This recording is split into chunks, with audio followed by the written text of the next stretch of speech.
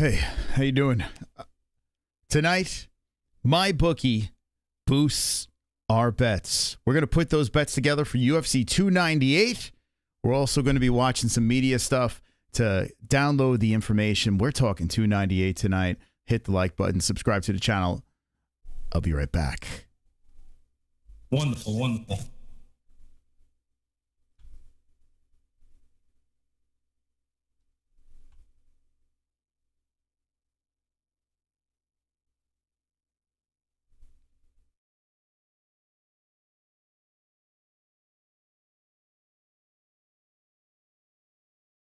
It's time for the MMA-Holes!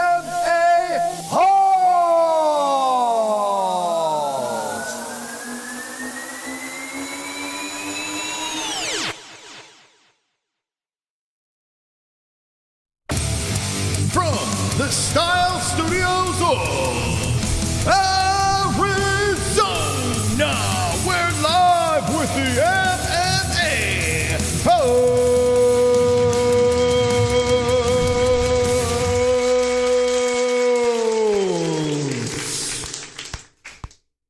Wonderful, wonderful.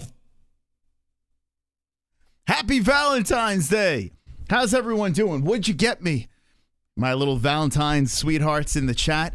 Hopefully you got me a like. Hit me a like right now. Hope everyone's doing well. It's Wednesday night, and tonight we're going to boost some bets for MyBookie.ag. Now, the promo code is MMA-Holes, MMA-Holes for a 10% match on your first deposit.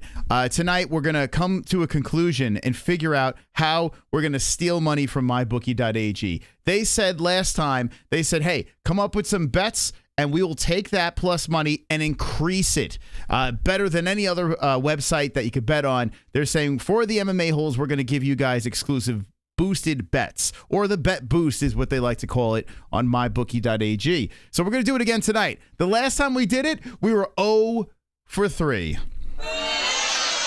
Now, not 0 for 3 on the boosts, 0 for 3 on the bets. We would have had 2 out of the 3 if Sean Strickland won.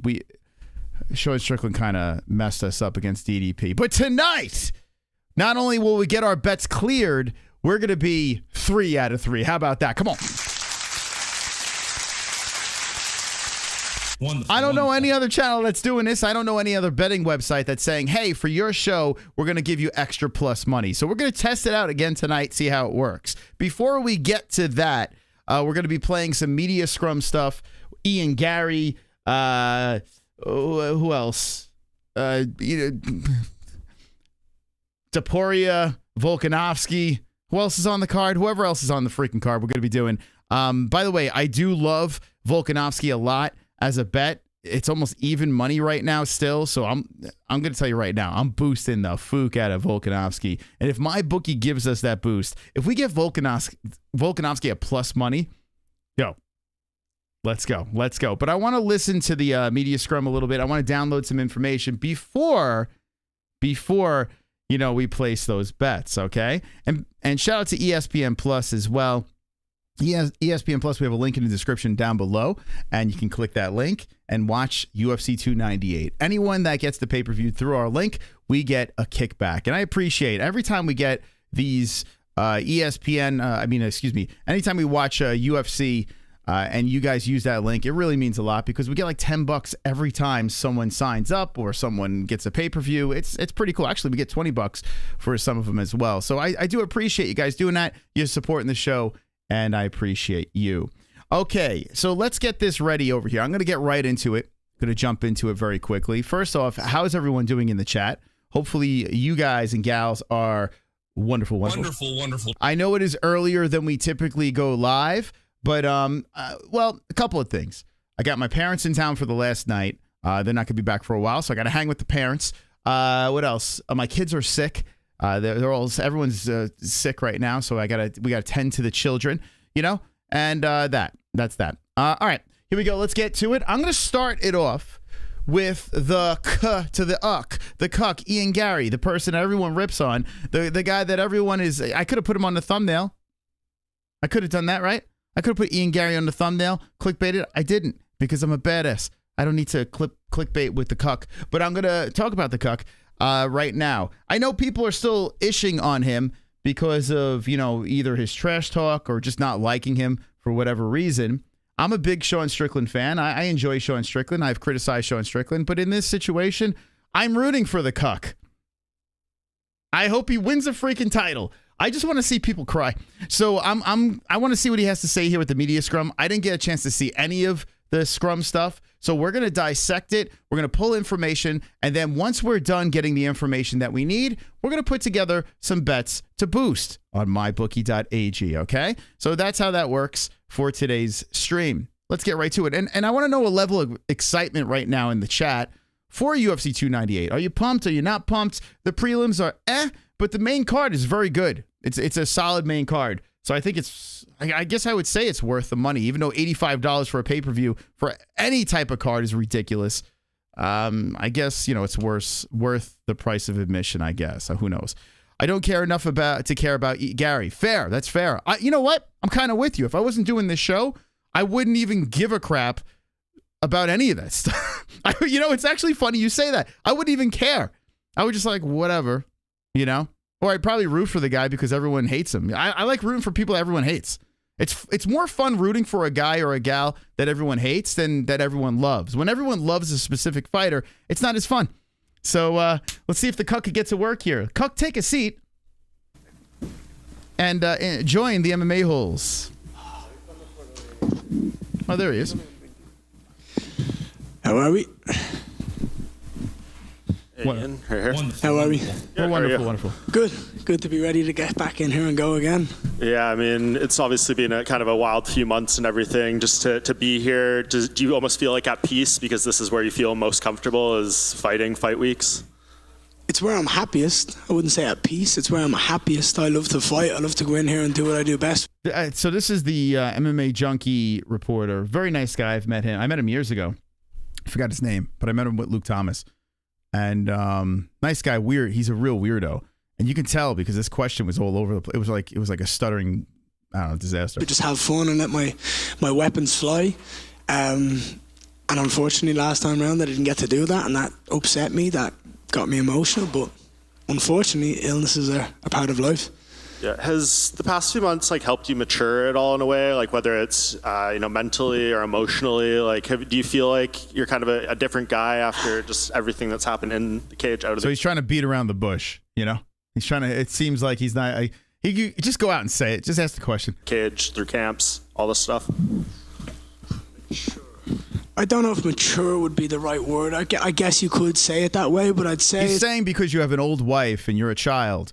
So have you grown up, Ian Gary? That's what he's trying to say, just in a polite way. It's more just about understanding what's important in life and pulling the people around you closer and giving the ones that care for you, the ones that love you, the ones that help you every single day to be the best you possibly can be, to give them your love, give them your time, give them your respect and no one else.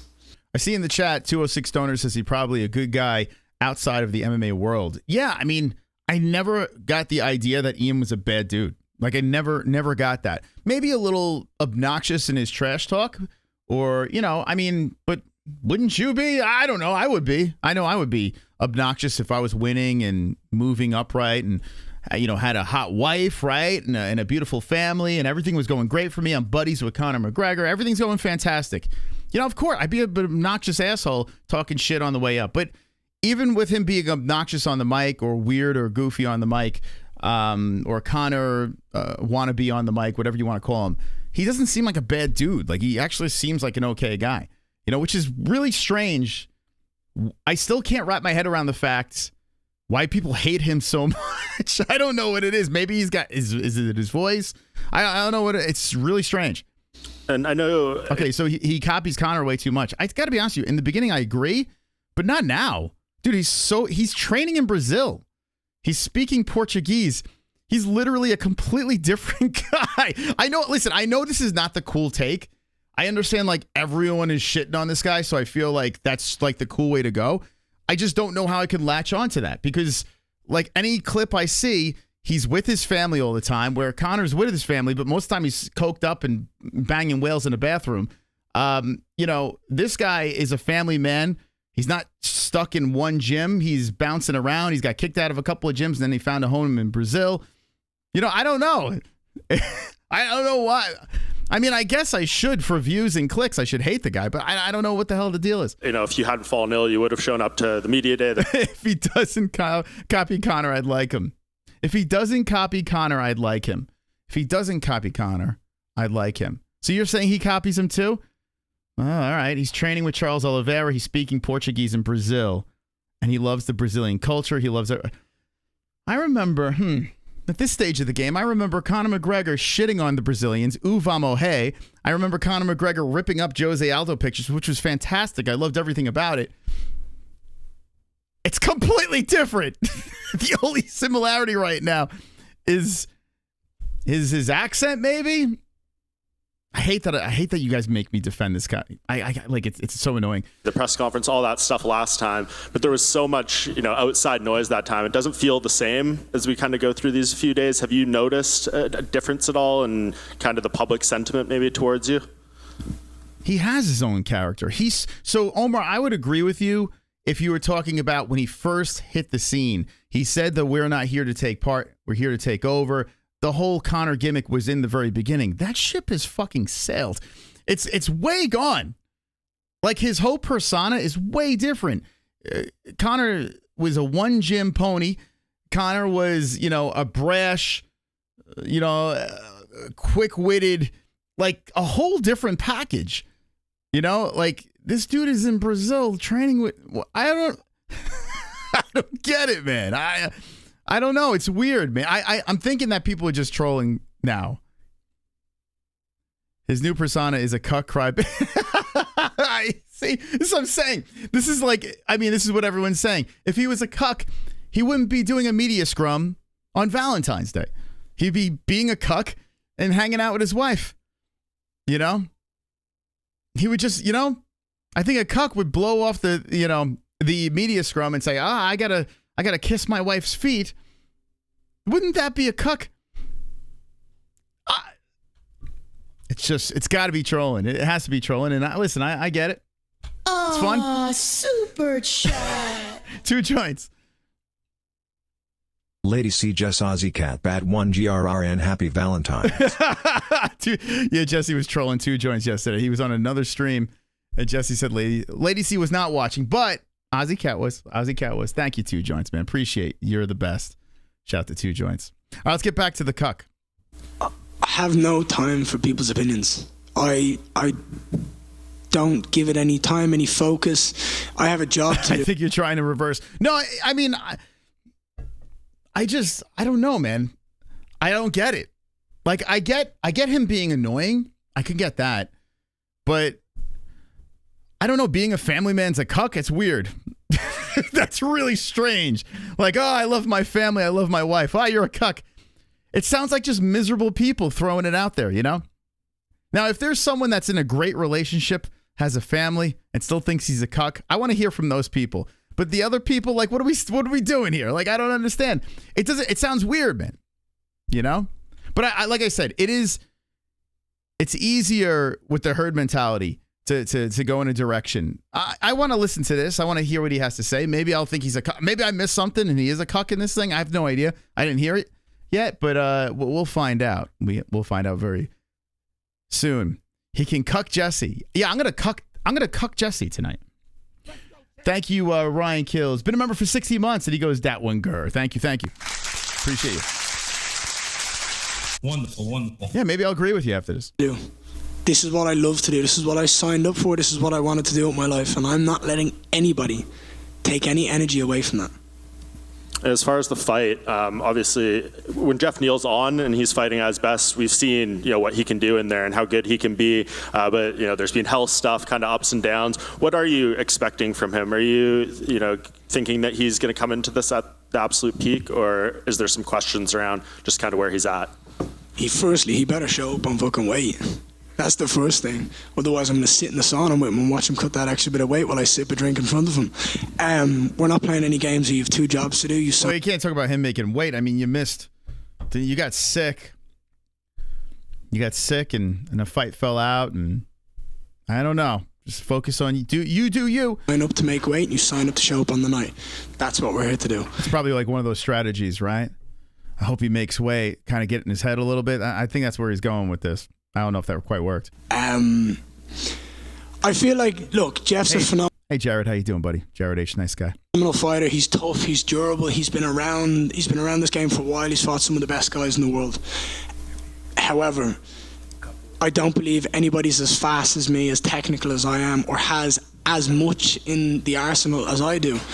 I feel like for me, it's a matter of time until he makes a mistake. I expect Jeff to be tough. I expect him to be there for all 15 minutes, unless I do my job well and I make him make that mistake. And we know you're always a man with Who do you guys think's going to win? Not who you like, but who do you think's going to win, Neil or Ian? Ian Gary's getting a lot of love with the odds makers. Like, it's kind of crazy, man. The numbers that they're putting together for this. Like, Jeff Neal's no rollover. And they're just like, yeah, Ian's the shit right now. It's kind of crazy what they're doing here with this. Do you think the line is too far apart? Is anyone taking that plus money? I mean, I'm kind of leaning with Ian. I mean, he's on fire. And his lips on fire as well. Yeah, he seems like he's the real deal. I really think Neil will win. I mean, the guy's an animal. Omar, no real man should have a heart tattoo on his hand. Listen, who am I to criticize tattoos? You know what I'm saying? It is weird when people with no tattoos criticize people with tattoos, though. It is weird. It's like, never understood that. Ian about to get slapped, says Pulse. So Pulse going to Jeff. Ian, it's going to be a freaking firefight, that's for sure. Ian needs an ice cream coffee. Wait, an ice cream cone face tat? Yeah, I tell you what, I would take that heart tattoo over Sean O'Malley's 6'9" tattoo. I mean, listen, the heart tattoo, I mean, I got some crazy shit on me. But the 6'9" tattoo could possibly be the worst tattoo I've ever seen. Let's see. Ian, the hype grows more. It does. I mean, if he keeps winning. Ian by split decision or TKO in third. Ian paler than oatmeal. Not a fan of Ian Ferry. Oh, my God. He is gay? I thought he was a cuck. the plan. So if you win this fight the way that you want to, what does the rest of the year look like in your mind?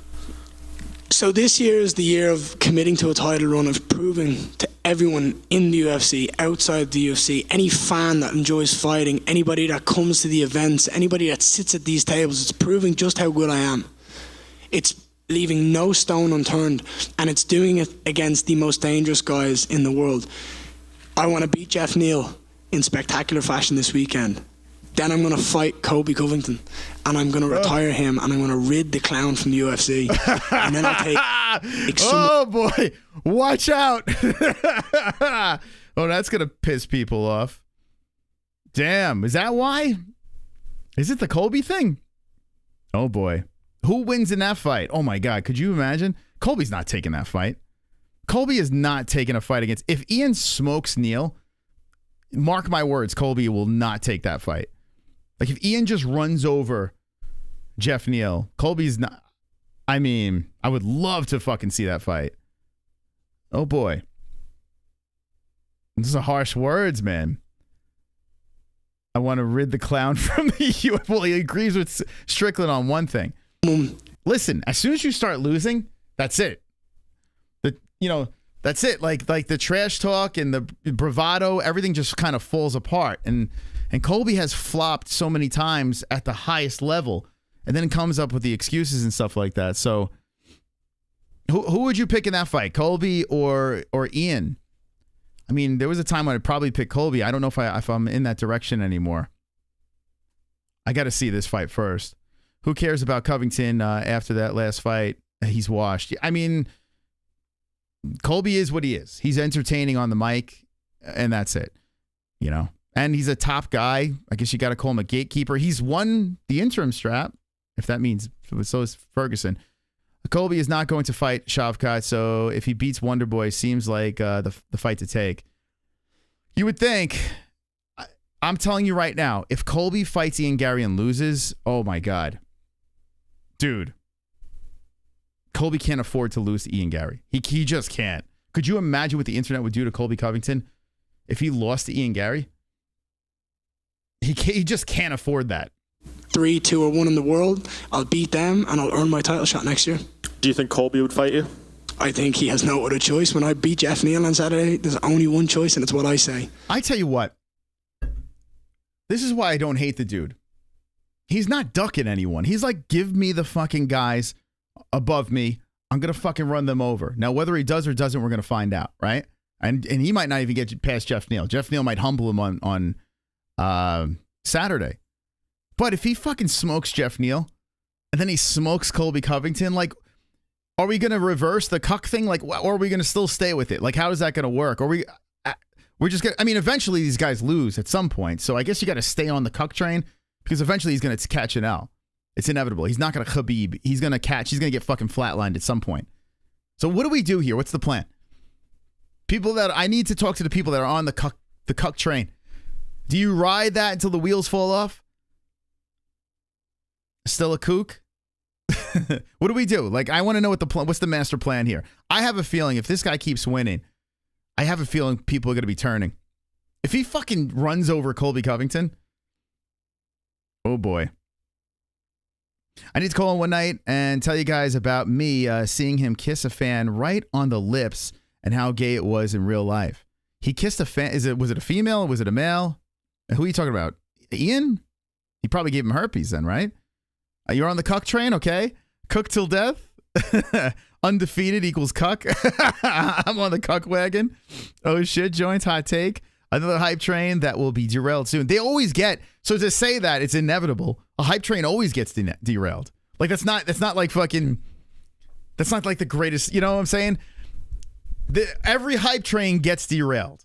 Every one of them. If you hate an athlete enough, your day will come where you'll be able to dance on their fucking grave. You know? Look at Colby. Look at Darren Till. You know? It was a man. He kissed a fan on the lips and it was a man. Clearly likes to suck dick, right? I don't know. Who cares? It's weird. I don't give a shit. Like, I don't know. I don't know what the fuck he's kissing men on the lips for, but you're like bringing it up. It's like still in your mind. No gay people. Let the trolling pass and Gary gets kudos back. It's all his chick's fault. Yeah, you know what? So I kind of like that. Orman in the chat. I think his chick is a problem. Like, I think that she could be extremely irritating. She could be controlling. He probably marches to all of her orders. I agree with that. You know? But if that's what he fucking wants, I mean, who gives a shit? Who cares? Like, if he's happy with that, I mean, who gives a fuck? You know? There are people that worship feet. You know? There are people that walk around and fucking say, oh my God, look at that girl's feet. That's fucking weird too. You know? There's a lot of people got some weird things going on. It doesn't, I mean, whatever you do behind closed doors, fine. Knock yourself out. I mean, what do you want me to do? As long as you're happy. As long as you're not murdering anyone, you know? But yeah, it's kind of weird, man. This phenomenon with Ian Gary, I can't recall another fighter that has been taking this much heat with this much promise. You know, like, I mean, Conor got a lot of heat on the way up. He did, but a way different heat, right? This dude's getting heat in a way, I don't know, it's weird. It's definitely unique, that's for sure. Give me another fighter that has been taking what he's taken with the same skill set and, you know, I can't think of one guy. It was so gay that I had two gay dudes sitting in front of me with their arms around each other that were clearly in a relationship say out loud that was fucking gay as they watch Ian kiss a random guy. I mean, it sounds like you enjoyed it. I don't know. You're really, it's really imprinted in your head. I mean, I can't think of a gay moment that's so stuck in my head that I needed to say it in the chat. I don't know. I mean, it sounds like you might have enjoyed it. And if you did, knock yourself out, man. It's wow. That sounds like quite the experience. How about the Kansas City victory parade shooting? Yeah, I know. What is that? What's up with the Kansas City people? What's going on? Now you're shooting people up at a parade. Was it a fan? I don't know what happened there, but I did see someone. I mean, that's horrible. Was it just some knucklehead, or is it actually a Chiefs fan that just, was it a 49er fan? Like, what was it? Hopefully no one got hurt. Too bad Jeff Neal has T-Rex arms, won't reach the cook. And last question, kind of a random one. It seems like some places you're named Ian Gary, other places it's Ian Machado Gary. What would you prefer us as All right, media? Here we go. He's asking about the Machado. Is it Ian Gary? I'm going to keep calling him Ian Gary. Ian Machado Gary is just too long. But all right, here we go. Let's hear it. To call you, write you in stories and stuff. What do you want to be? Ian Machado Gary. Oh, That's no! my name. It was UFC before. It was Ian Gary before I got into the UFC because I didn't get married. I'm married now. I have a family. Our names are Machado Gary. Perfect. Thank you. Wow. Oh, my God. People are losing their mind. What a cuck. What a cuck. You took her name and made it your middle name. Oh, my God. Let's tar and feather him. Let's crucify him. Let's throw him up on a cross and nail stakes into his hands. How dare he? You fucking cuck. Thank you. How are you, pal? I would do that. But anyways, I don't know. That's his thing. Good, thank you. Ian, when you first got to the UFC, you even kind of embraced the new Irish star, a lot of comparisons to Conor, but you've embraced Brazil, which is something that he clearly didn't do. He went there and stole... Okay, here you go. Did you guys watch this already? Because he's talking... Look at this. It's like he knows our conversation. Aldo's belts. So I'm curious, we know that you have family there, but how did this sort of genesis to move down there begin, and was part of that to distance Conor would never embrace Brazil, right? He's a real man, not like this cuck. yourself from the Conor comparisons? Well, firstly, he had a motive and a plan to do that, and what he did that day got into someone's head and essentially won him a fight. So that's phenomenal, and that's completely different. But the comparisons to Conor and everything that anyone could say is comparing me to an inspiration, an idol. I can only ever take that as a positive. But when you talk about connections to Brazil, my wife has family, my little boy has family that live in Brazil. I now have family with the Shoot the Box team, and the energy in Brazil is just different. You meet any Brazilian fighter or their team, you can see it and you can hear them from a mile away. It's like Avatar. You know when they brought in that little white kid in the second one? I didn't get through the whole movie, but I saw the beginning. There's like a little white kid, and the blue people take the white kid in. That's like Ian Gary in Brazil. In Brazil. Or it's like the monkeys with Tarzan. Like the monkeys bring Tarzan in. The Brazilians bring in this big white fucking cuck man. It's like the new Tarzan movie, you know? Ian starts fucking yelling, belting out the Portuguese language. Yeah, it's like the modern day Tarzan. Different. The energy is very vibrant, very passionate, very colorful. And we've seen some of the best fighters in the world come out of Brazil, and it's because of that energy. So for me to be in Brazil and training with the likes of Shoot the Box and Charles Oliveira and doing jiu-jitsu with Damian Maia, it can only mean one thing for me. That's the thing that Conor fucked up on. That is, Conor would have been something spectacular. I mean, he already is a big superstar, right? But if you think about his skills, if he were to sharpen his tools outside of SBJG, whatever the hell it's called, over there in Ireland, and he went around and bounced around from gym to gym and got the best people around him, Conor may have never went to boxing. He may have just fucking mowed everyone down and become this, even bigger than he is already, right? It's like, as a person that loved watching Conor's rise, it's the thing is like, get the fuck out of the gym. You know, SBG, look at Johnny Walker. It's not helping him out. You know, like, get out of there. I know you're loyal, and that's great. You know that you're loyal to your gym and whatever, but this dude over here, he's training with literally the best people on the planet. And just, getting a tool here, getting a tool there, getting a tool in his mouth. I don't know. And we'll see what he turns out to be. If this kid keeps fucking winning and gets, his grappling, his takedown defense, we know his striking is good, but everything really comes full circle. He's literally going to be an unstoppable force at welterweight, and everyone's going to freak out. I wish Conor did that. I do. And it's success. Ireland is a predominantly Catholic nation, Brazil as well. There's the scene in Embedded where you guys are all saying the Lord's Prayer. Is that sort of helped the cultural immersion moving down there, and has faith always been a part of your life? Jesus is a big key to being a successful mixed martial artist, okay? It wasn't always a part of my life. I didn't really understand or realize the connection that I've had, but I'm very blessed to have a very strong spiritual connection, and I feel like Brazil only empowers that. And to have... This is so boring. Does he say anything entertaining? He was pissed for that first fight and didn't show... Wow, this is really boring. All right, let's skip through this a little bit. To experience a different culture, a different energy. And the truth is, as a fan of Charles... Does he talk about anything like Strickland or anything else? Can we get to that? Because the truth is, and this is where it hurts, right? I hear people say that they were excited to see me. I hear people to say that they flew all the way from Ireland, England to watch me fight. Yes, so did I. I flew here to fight, and I didn't get to do what I love. There's nobody more annoyed or upset than me, and that's how I felt. So for me, it's just unfortunate. I had to deal with it. I had to get over it. I had to this is where he pulled out of the fight. Heal from something Conor never did. That's another thing Conor never did. Recover from it, and here we are. That's it.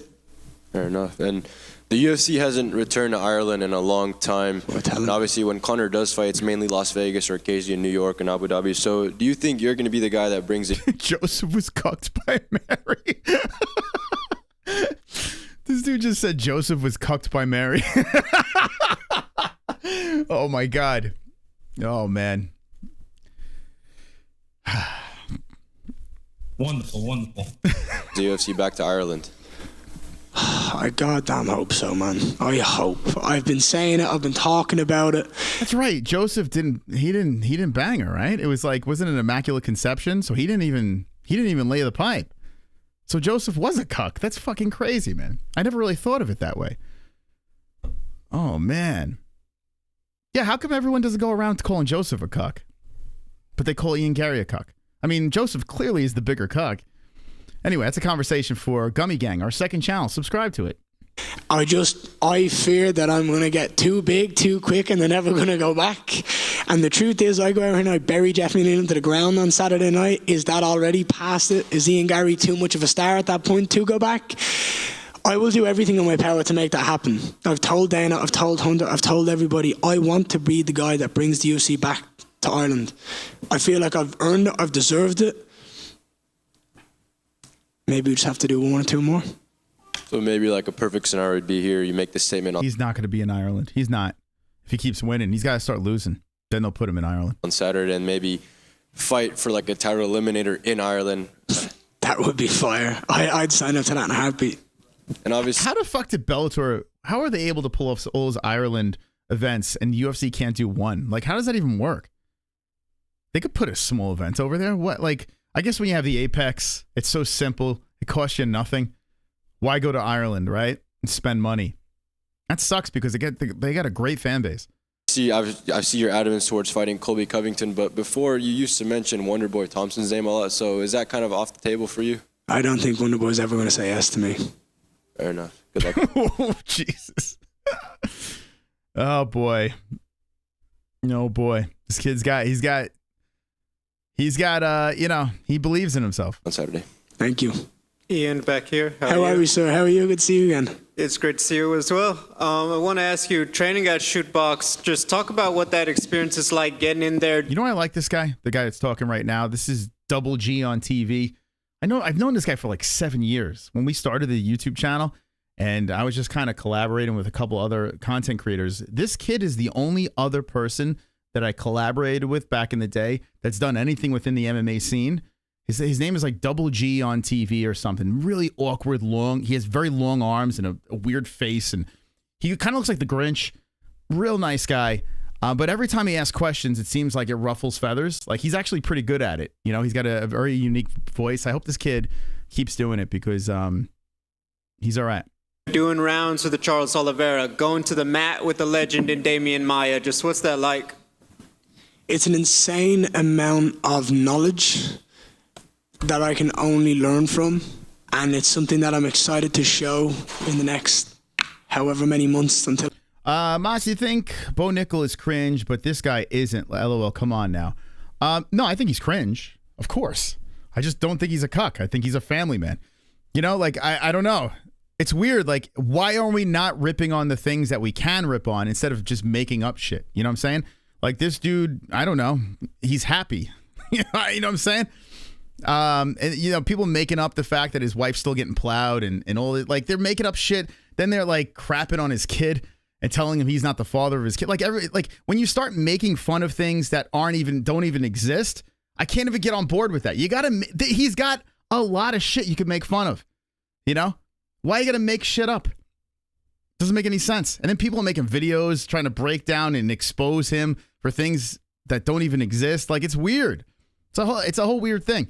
You know, if he's into weird shit, if he wants a fucking older woman, fine.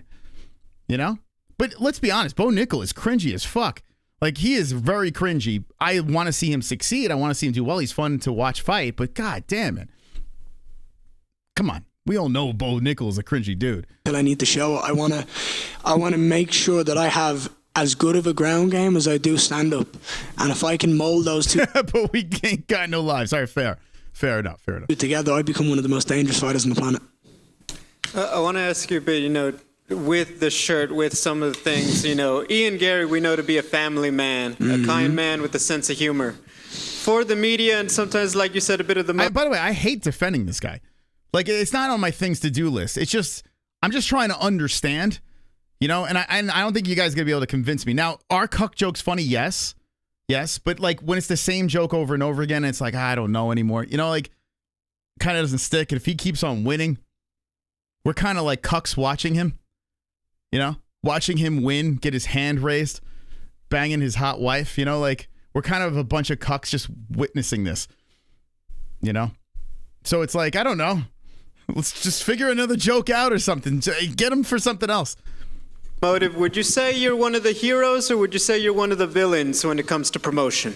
All right, it's going to be interesting. I don't give a fuck what people want to call me, a hero, a villain. I don't care what you want to do. As long as my hand gets raised and people are entertained. And would you guys consider him a villain? I mean, I guess you kind of have to, right? I guess.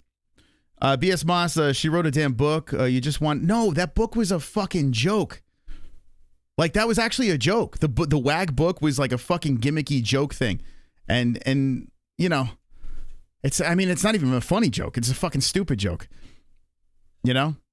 But it's weird. Like, I think at the time it worked when everyone was kind of shitting on him about it. But then it went so far to the point where it's just like, I don't know. This doesn't even make sense. Like, he has his story. She has her story. You guys have your story. And I don't give a fuck. You know?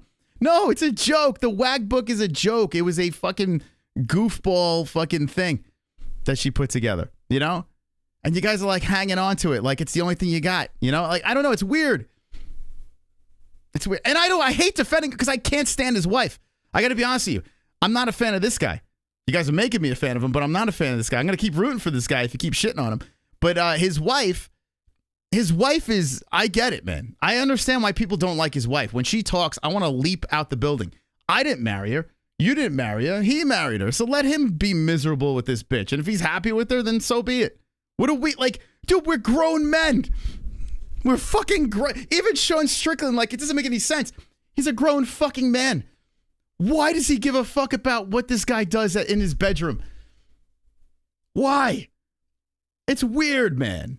It's weird. You're not saving this dude. This dude's happy in whatever weird-ass life he's in. Do I agree with everything he's doing? No. Do I care? No. Fucking weird. Bunch of weirdos, man. It's so odd. I was talking to my dad about this, too. I was like, why? I don't understand why grown men give a fuck about this guy's, like, who gives a shit what he does? Sean O'Malley's shit is weird as fuck, too. Like, he's got some cuckery going on where I guess he's going to let his wife bang other dudes. It's odd, man. I get it. Is he happy? Yes. He is fucking happy. But by us trying to make him not happy when he is happy is weird. It's fucking odd. And I don't even want it. No, I don't want Ian on my fucking show. I don't want anyone on my show. I don't need him. I got the MMA-Holes. We make our money on Fight Buddies. We don't give a shit about having these guests on. They come on, they come on. You know? I don't give a fuck. It's weird. You know it is. You know it is weird to obsess about this shit. Oh, he's really miserable. He's not. He's clearly not. The dude is successful. He's winning fights. And some say his wife is pretty hot. He's got a beautiful child. He's over in Brazil laughing and dancing in the favelas. You know, like, who gives a fuck? I don't know. You know? I'm sorry that it bothers you guys, but I mean, I don't know. It's weird. And if you don't like a fighter, the greatest part about not liking a fighter is you get to see him eventually lose. You know? Unfortunately, Khabib haters, you didn't get to see that, right? And I was a guy that kind of shit on Khabib here and there. I didn't get to see him fail. You know? I get to see him lose 1 round, 2 rounds maybe. Maybe Gleason Tebow, you know? But with this guy over here, I don't care enough. You know, whatever he does in his personal life, he's not hurting anybody. Right? Dude, it's weird. I don't know. But, you know, I understand why kids would be in this. Like, I'm a grown man with a family that I fucking love my wife. I love my kids. You know, like, I guess if people didn't have that, they'd be like, oh, you're a cuck. I guess. You know? I don't know. It's strange. People are talking about me, then I'm doing something right. But the anyway, truth is, I'm sick of fucking talking about this. Let's hear what this guy's got to say and move on. there isn't a single fighter at the moment who's been more talked about. There's not a single person whose family has been more talked about at the moment. I'm number 10 in the world. I'm nowhere near the top. I'm nowhere near the peak of my career. And everybody's talking about me, my wife, my kids, my family, where we're going, what we're doing. Oh, wait, hold on. See, look, you got me all riled up and it's getting good here. Hold on. What is he saying? I'm definitely doing something right. So whether you think it's hero or villain, either way, people are talking. Is it ever difficult to deal with it when people want to say negative things and maybe, you know, go more personal because they feel like you are starting to take some shots at them? Listen, we can shoot shots at each other all day long, me and another bloke, but the minute he mentions... Here's the thing. Here's the 2 things that I'll point out to you, right? My wife was called a pedophile by Sean Strickland. No woman ever deserves to be called that, right? That's the truth. Did he call her a pedophile?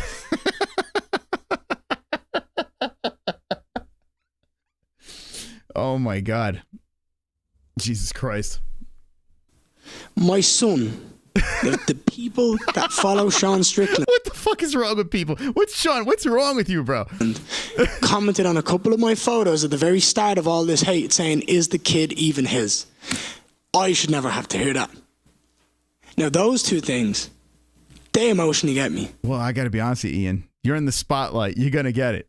Especially if you keep winning and if you're confident, you're going to get it. Man, the internet's ruthless. The problem is when the peers start doing it too. And I think that's probably the biggest problem with trash talk right now. And even Sean fell victim to this, was now the internet and the athlete has kind of blended together. You know, everyone has a YouTube channel now. It's not, look at you, Joe. It's not just me, you know, the fat armchair quarterback sitting here making fun of people. Now it's fighters with YouTube channels blending in with the fans, and everyone's just kind of, you know, wherever the herd is going, we're just, hey, that's fucking cool. Let's go in that direction. And who could say the more edgy thing? You know, it's turned into that. But when you have your peers doing it too, it gets even more fucked up. You know? His wife's a pedophile and he's not his kid's father. Oh, these kids, man. If you have kids and you're an athlete right now, you're in the public eye. I feel for those kids, man. There's no way around it. Alex Pereira's kid, no way around it. You're going to catch heat. And I'll get mine back. I kind of understand why Jesse, and I'm not even nearly as famous as any of these motherfuckers, but I understand why Jesse is keeping it on the wraps. I kind of get it, man. Because, yeah, you don't want your kids dealing with this shit. Book a mouth off Sean Strickland one day, and there'll be nothing he can do about it. And I'll talk to him, I'll dance in his face, I'll do whatever I want. Because the truth is, when we get locked into that cage one day, he's never going to be able to deal with me. Could you imagine? Oh, my God. Could you imagine this motherfucker? The next one is Colby Covington. He beats him. And could you imagine if this motherfucker beats Sean Strickland too? Could you imagine? That's true, Vince. That's a good point. That's a good point. I appreciate you. Holy shit. That'd be nuts. Dude, people would crumble. The fans would go nuts. The internet would go nuts. I mean, I would imagine Sean would win. But I'm just saying, could you imagine? I'm throwing it out there. He runs over Colby Covington and then runs over Sean Strickland. If you hate him now, could you imagine what this motherfucker, his head is going to be so big, like a fucking, like one of those Macy's parade balloons. Dude. if this dude does that, the fucking wag's gonna come out of the woodwork and start yelling and screaming on social media, and then everyone's gonna scurry under a rock and try to find something else.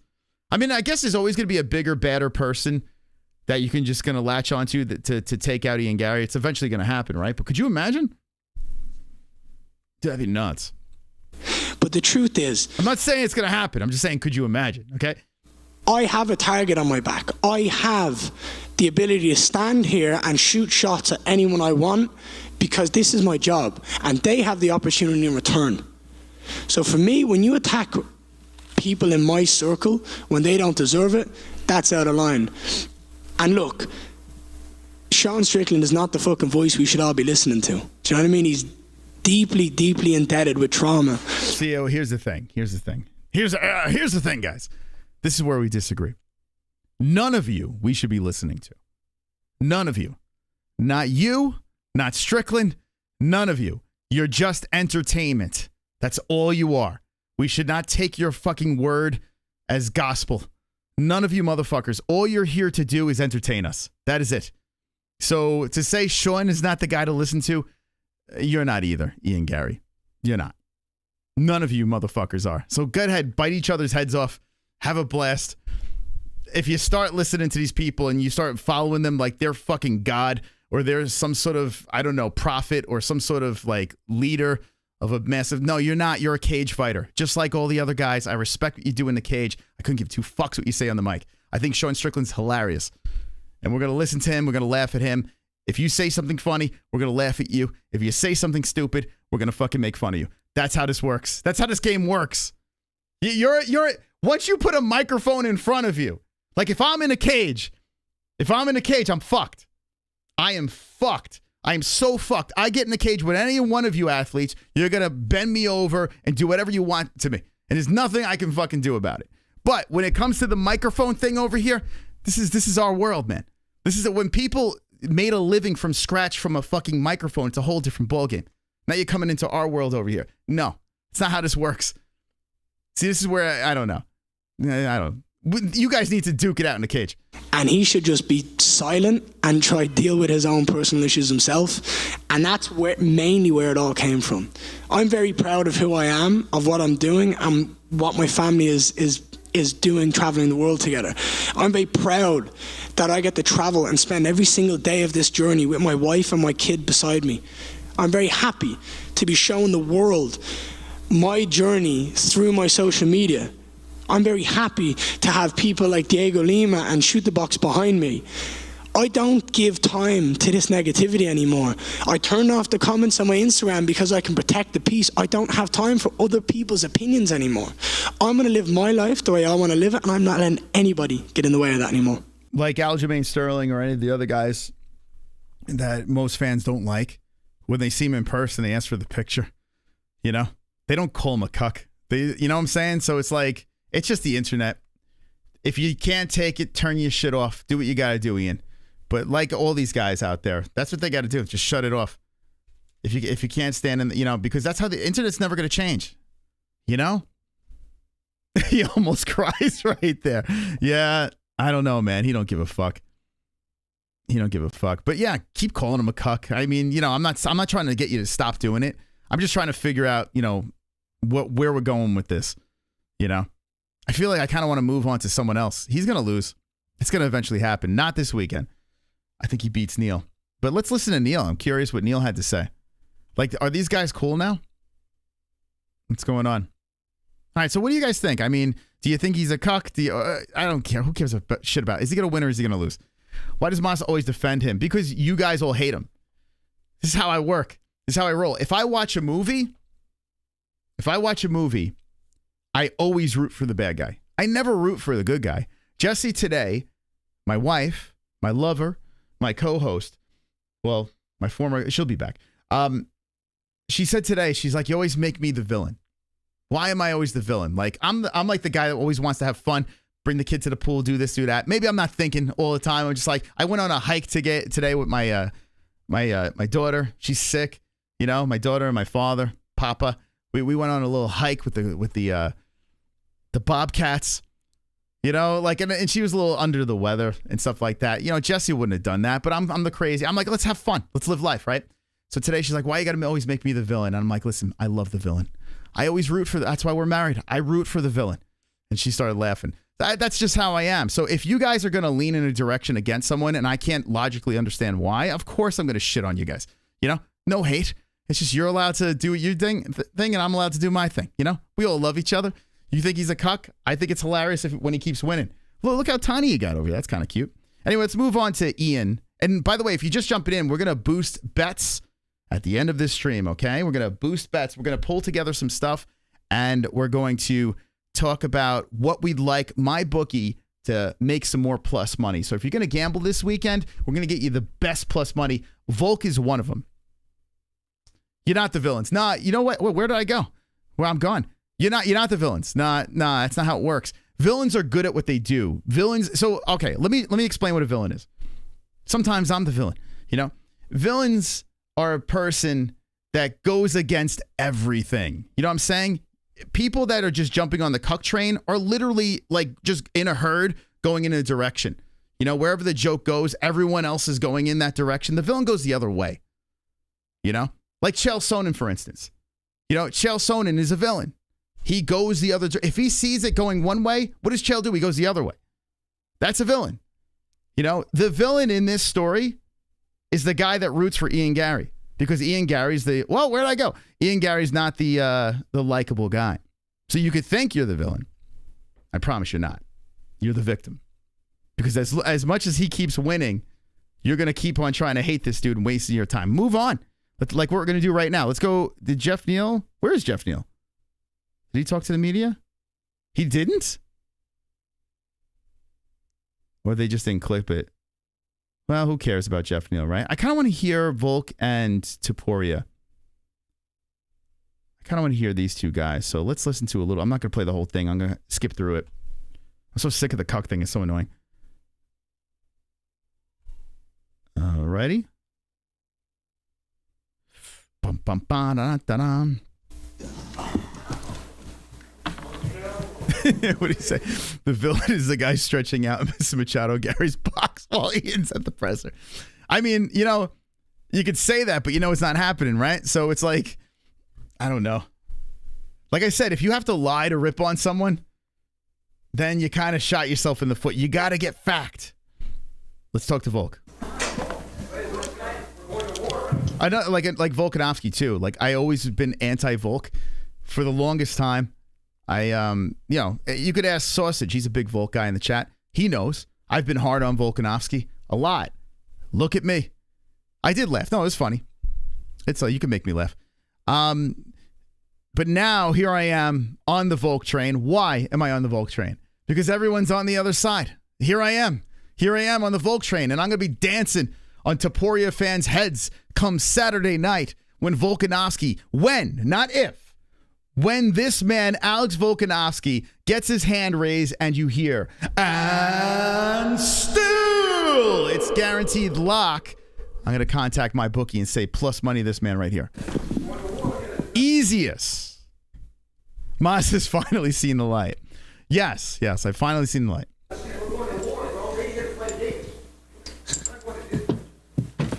Alex, right down here to your left. How are you? Good, how are you? Very good, very good. Yeah, you seem to just be in such a good place mentally going this week. I know there was, a lot of questions last time, but do you feel like that's kind of a distant memory at this point? Oh, yeah, it is.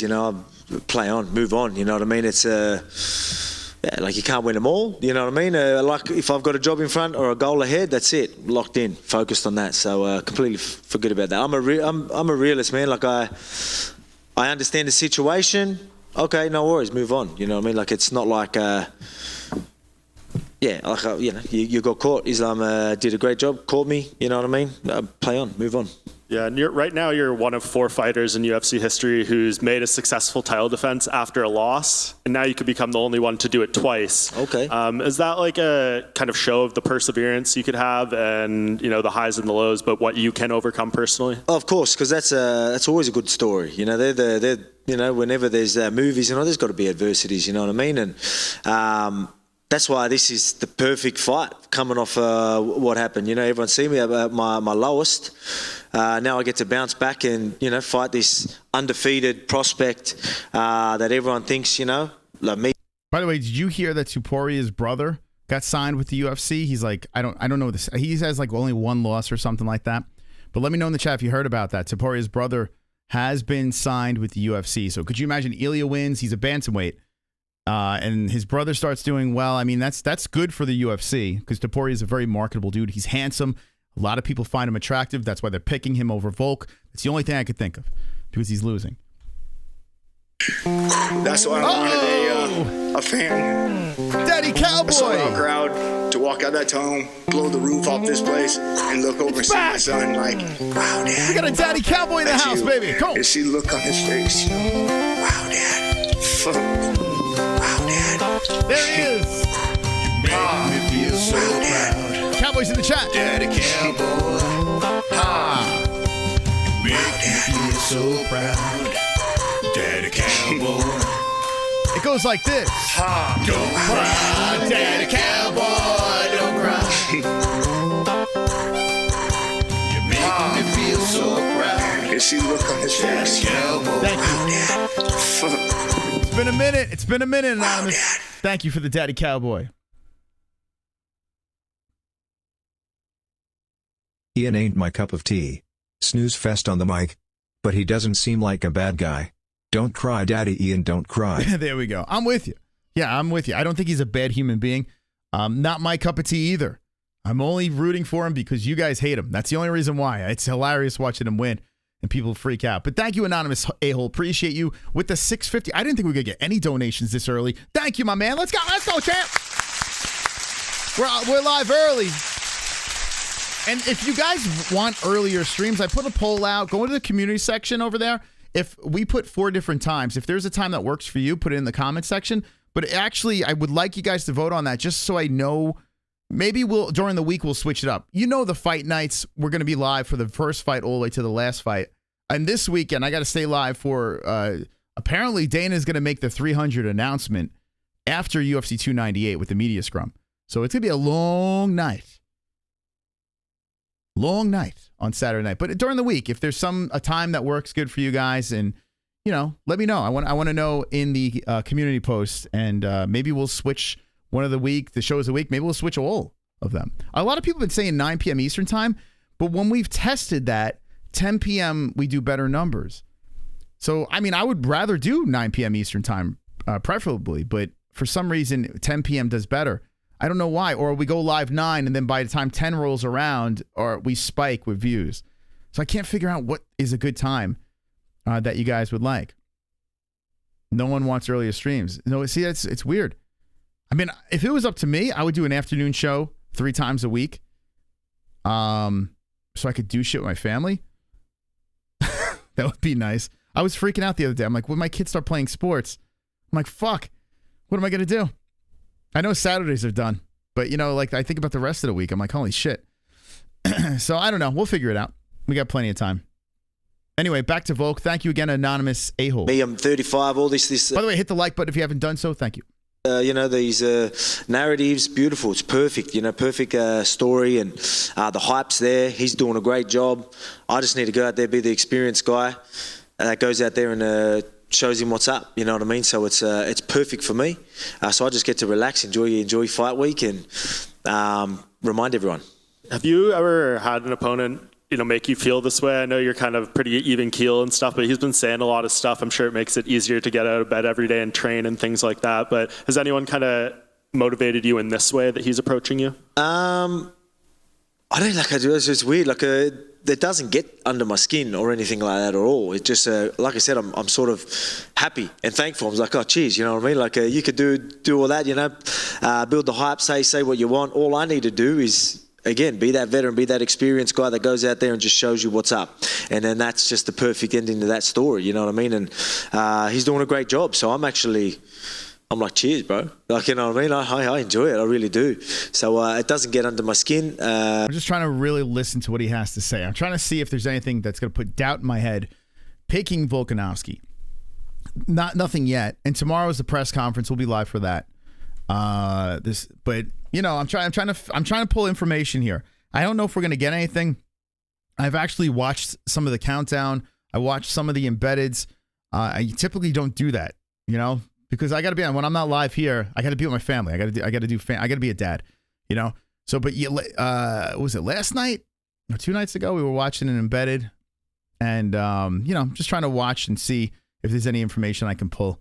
But it seems like Volk is ready, not like his Islam fight. You know what I'm saying? This guy is fucking ready. Full camp, ready to go. Best at 145. People are throwing out there the age thing. Shit, man. Shit. Family, am I right? No, 2Jam, no good. You're not down with the fam? I had my old job that I was with for 16 years. People would never want to go home to their family. I guess I'm lucky, man. I guess I'm lucky. Maybe when they get older, that will change. I want to be away from my family.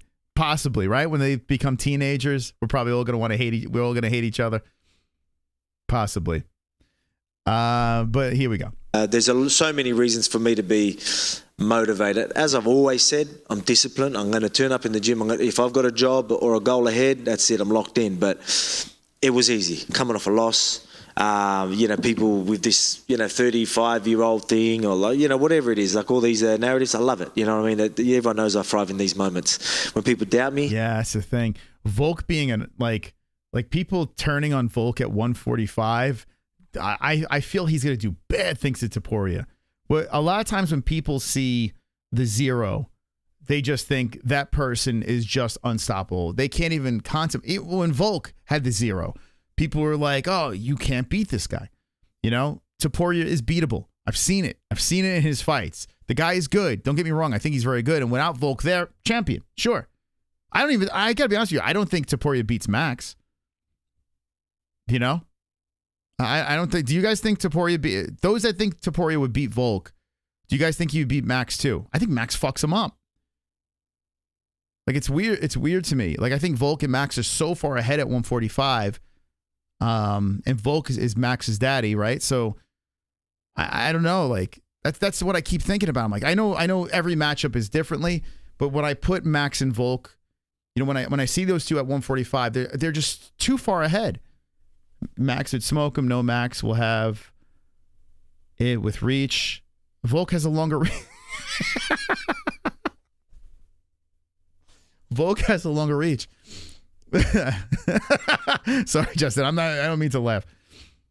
Look at Volk's record. Top of the talent. I don't know.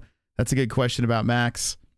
A no different fight. I think he has a better chance of beating Volk than Max. Okay, so what would it be? I mean, I understand different fight, but I mean, Volk, you know what I'm saying? You know what I'm saying? I don't know. I understand every fight is different, but I don't know. When it comes to Max Holloway, and Volk being dad and progressively getting better as they fought each other, Max is about to get badly hurt. Well, that's at 155. Gaethje, a whole nother conversation. But I think Max versus Topuria, I mean, it wouldn't even be a question. I'd pick Max all day. That's why it's weird. Like, people are talking about the mentality of Volk after the Islam fight. Dude came off the couch a couple days, said, all right, I'll take the best 155er, could possibly be one of the best 155ers of all time. I'll take him on short notice. Oh, let's go to Abu Dhabi too. Why not? You got to put that into consideration. Now, if Volk was on a 3-fight skid, got knocked out in all 3 fights, okay. At his weight class, okay. Come on. He got caught, and Islam's going to beat him 10 out of 10 times. Do you think we will ever get to the 300 main event announcement? Never. It's never going to happen. It's kind of hilarious. I'm worried because, like, with Dana saying that he's going to announce UFC 300 Saturday night at the post-fight press conference, that sounds like not the place to do it. It really sounds like not the place to do it. But I guess I got to stick around and wait for it. I feel like it's not that big if he does it there. I'm so weirded out by this. We've never seen anything like this before. UFC 300 is like, it's a very interesting situation. Fun as a content creator. But as a fan, it's very frustrating, right? It's given us so much to talk about. But as a fan, it would be driving me nuts. It's not like Volk has taken a ton of damage. I still trust his chin. Yeah, man. Like, what do you get? I mean, come on. I mean, Ilya hits hard for 145er. You know? Yeah, people are just looking at Ilya like, I mean, and I like it. I like the fact that people are believing in Ilya. It makes this fight more interesting, you know? I'll listen to a little more of Volk, but he puts me to sleep with media scrums. I think he's funny, but, you know. It's the best. You mentioned motivations. I want to know if this tweet from UFC 264 is the motivation in this fight at all. Thought I'd bet a little money on Ryan Hall and accidentally added an extra 0. So we're winning big or losing big tonight. Yeah, I remember that actually. So I didn't... I think he might have replied back then as well, and he was dirty that I didn't know who he was. But I was like, chill out, bro. You know what I mean? Like, I know I think that's... he just thought he was always a superstar, I guess. But I'm like, mate, it wasn't a harsh dig at you. I'm like, I'm the one who lost money, mate. What are you angry about? Do you remember how much? Man, he bores the hell out of me. And I like Volk now. Like, I think his skits, that the old guy skit was hilarious. When he told the story about his daughter, very funny. This is boring as fuck. I'll give it a couple more seconds. You put on that? No, it wasn't too much anyway. But I mean, that's what I'm saying. Like, I know you guys don't like Ian Gary. A little more entertaining, not much more, but a little bit. I can't sit through much of this. At least he's an exciting fighter. Obviously, an extra 0 more than I wanted. Yeah, for sure. And just last thing for me, you get through him. Same so question. Definitely a couple or a few 0s. And you get through Ilya, you're going to get the same questions again. Who's left for Volk at 45, right? He's kind of done it all. Are you looking at other people out there? You know, Movsar. Has anyone impressed you of late that you feel makes sense, or is lightweight kind of the goal again? I mean, it's just, I guess whatever's next is whatever's next. I do want a clear guy. You know, it's... Yeah, what is next at 145? You know, what else is there? Like, if he mows through Topuria... Let me look. What's next? I can't off the top of my head. I don't know why I can't think. Let's see. He did naughty things to Yair. He's Max's daddy. Ortega, run that back. I mean, that was kind of fun, but I'll probably beat him again. Evlov. Should we do it? I mean, he's on a roll. Man, I wanted to see Allen, but Allen's kind of falling apart. He's falling off. Emmett coming off a good knockout. Jeez. Can Chikadze get back in the pit? I mean, this is 145 is madness. Come on, Sadiq, win some fights. We need Sadiq Youssef to win some fucking fights so we can have him get that strap, that touch to beat Volk. Shit, man. Maybe Edson Barboza makes that run. You know, comes off that maybe it's Edson. Maybe Edson could pull it off. He's sitting at 11. Oh, this division's a mess. You got to think, if you're Sadiq Youssef, you got to look at this and say, okay, there's a path. I just got to win a couple of fights. There's a path. Yeah, I mean, if you can get Volk and Max out of this weight class, Max is already flirting with 145 now, and 155, and I think Volk, if he stays there, who the hell is he going to fight? Unless, you know what? Unless you have, you know what? This is probably going to be next. If Merab wins or some shit, you know, if Merab wins against Henry and somehow beats O'Malley, well, not somehow, he would beat O'Malley. You know, or if, say, Henry Cejudo wins or some shit, and like, I think it's going to be a bantamweight going up. I think the UFC is going to put something like that together. Because at 145, if Volk is still sitting there and he wants to stay fairly active because he's 35 years of age, yeah, I think a guy coming up. The division is trash because of the Volk Holloway trilogy. Sick of the rematch. Me too. I'm with you. There's really not much you could do. So the only thing I can think of is someone at 135 going up. Topuria wins, you can guarantee Sean O'Malley is going to move up and fight Ilya. You can guarantee it. And by the way, Sean O'Malley will beat Topuria. He'll beat him. You heard it here. Sean O'Malley would beat Ilya Topuria. But that's not going to happen. And if Merab moves up and Ilya wins, they're not going to fight each other because that's more butt-buddy action going on there, right? And I like Merab. Not trying to shit on you. I'm just saying you guys are tight. So Merab would never, you see, oh my God. So Aljo leaves. Merab has a chance to be a champion. If Topuria gets his way, Merab's never going to move up. Oh, fucking hell. I'm sorry. I didn't realize that Volk was in your way. But anyway, yeah, Merab's not going to fight Ilya. Oof, Merab being a champion could be big problems. In many different ways. Let me explain why. And I like Merab. I don't want to shit on Merab. I hope he does become champ. And he's doing great on his social media. He's exploding, getting all these fans and whatever. And he deserves it. He's a solid fighter. But one, Merab could be quote unquote boring, right? Some people don't like Merab's style. 400 takedowns, going 5 rounds, out cardioing, hand raised. Some people aren't into that stuff. If he's cool with you, he will not fight you, which is respectable. Like, he's an honorable guy, but if you're a fan and you want to see all these crazy matchups, Merab would say no in a lot of situations. He could tie up bantamweight a little bit.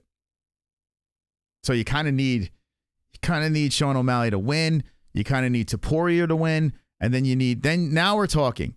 If Topuria wins, he saves 145, and I think that's another reason why people are picking Topuria. They're kind of sick of the Volk dominance. And Cheeto wins, that kind of throws everything off. But he's fun. Cheeto's still fun. I feel like he would barely even hold on to the belt, though. That thing would get snatched away from him. Let's be honest. O'Malley and Vera, no matter who wins that fight, you're going to have to... Sean O'Malley, they have to do some novelty fight because there's just so much you could protect him from Merab. Or even Corey versus O'Malley. I kind of want to see that, man. Corey versus O'Malley is interesting to me. Anyway, okay, that's me going down that rabbit hole. But we got some bets to boost over here. We'll hear a little more of Volk and after I take Ilya's 0, I mean, taking someone else's zeros, yeah, that might be the trend after that. We'll see, but I'm confident I'll take out anyone. So whoever it is, bring it on. But yeah, I guess it's not too clear right now. So we'll see what's next. Yeah, and actually just one more. You talked last time at the media day about the EA cover curse. It obviously didn't go your way. How do you feel about coming into that one? Do you feel like it's still a thing that you need to overcome? Man, I don't look at obviously all these things. It's funny. Like, I'll play into them. I'll muck around with them and that. But I look at the facts and what really happens. You know what I mean? Yeah, I mean the cover curse is ironically funny. But do you think this guy's like, oh my God, I was cursed? Like, it's so fucking dumb. When people, I mean, I guess it's a joke, but could you imagine he's like, I was cursed? I mean, I don't think a UFC cover, The media is so dumb, man. All right, one more guy. I'll probably, the way everyone thought was if I could do it. Considered the underdog, but I don't know if I've ever sensed a time before a fight, maybe because of the loss, where everyone's really sort of saying, oh, this is the guy to dethrone Alex. Do you feel like this is the most counted out you've been so far in your career? As champion? Yeah. Yeah, probably. Yeah, I think so. What about with the Max, the third one?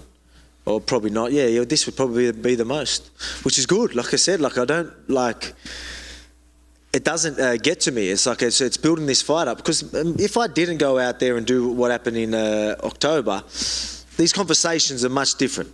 Believe me.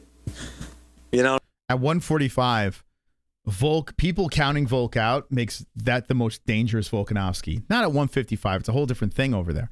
But at 145, fucking hell, man. All right. Well, all right. I'm good with Volk. Thank you, Volkanovski. Let me go to Ilya real quick. Let me bring Ilya in to the program. I want to see what he has to say. This handsome little fella. Let's bring Ilya in over here. See what he's got. What's on his mind. I didn't listen to any of this stuff, so maybe it's a little selfish of me to do this, but I don't know. Deal with it. Here we go.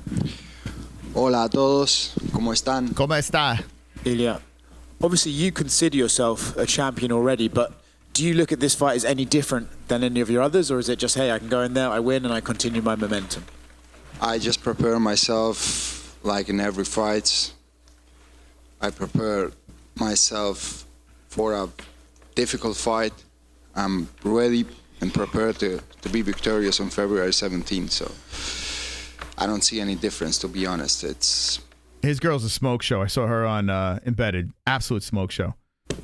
like a normal opponent I got on my way. Boss, that's very Wait, what did I say? Calling him handsome?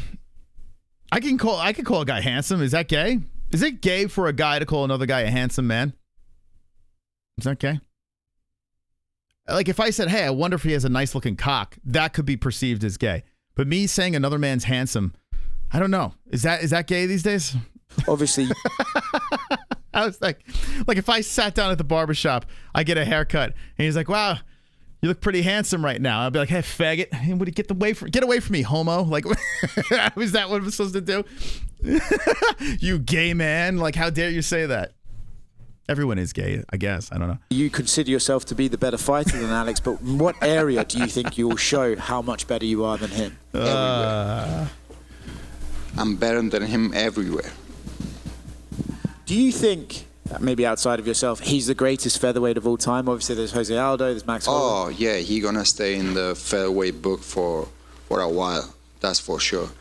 He will be remembered as one of the greatest in the featherweight division. Do you think it's like part of being a featherweight to be completely boring on the mic? Like, is that part of the deal? Like, as soon as you sign up to be a featherweight, I mean, I guess Sadiq Yusuf is kind of cool. You know, we like Sadiq. But most of these guys are so boring on the mic. Like, I'm looking at who else we got here? Holloway, yeah, he's kind of boring too, man. I don't know. He's kind of boring on the mic. Rodriguez, Topuria, Ortega. I don't even remember what the hell Evloff sounds like. Arnold Allen's got a personality. Josh Emmett, boring. Cater, boring. Chikadze, boring. Bryce Mitchell's interesting. So maybe like 2 or 3 of them. What's that about? We gotta just wipe out the roster. Start fresh. Let's start. One's in the chat if you want to start 145 over. Let's just get rid of Volk. Get rid of all these motherfuckers. I like Bryce Mitchell. I like Sadiq, of course. Maybe leave them too. I don't know. But should we get rid of everybody? Reset. He was a great Every champion. few years, when a weight class gets boring, let's just reset it, right? As fans, we should be able to vote and say, let's get these guys out of here. Let's get a bunch of contender series guys, cheap labor, and just wipe out the whole. You know, why not? If you don't like how a game's going, you just wipe it out, right? You just well, let's just do it again. Why can't we do that with the UFC? He's obviously heard some of the things you've been saying, and he saw your Instagram bio, and he wants you to go and personally change it should you lose this Saturday. Do you think he's taking your words a little bit too seriously? Do you think he's using them to motivate himself? What do you make of his reaction to what you're saying? To be honest, what I do in my Instagram bio, that's my thing. I don't know why he's looking to my Instagram, to be honest. Because you're very handsome and he beats off to you. That's probably why. I never saw his Instagram. Never. Volkanovski finds you incredibly attractive and he pleasures himself to your stories. Saw something about him, it was because the people around me send me, not because I go to his Instagram and I want him to change something personally and this and that. How do you see this fight playing out on Saturday? How do you win the fight? I see myself knock him out in the first round.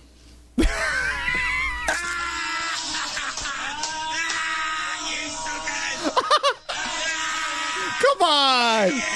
Dude, you hear this guy? Oh my God. Hold on, let's rewind that. What's the definition of delusional? Knock him something personally and this and that. How do you see this fight playing out on Saturday? How do you win the fight?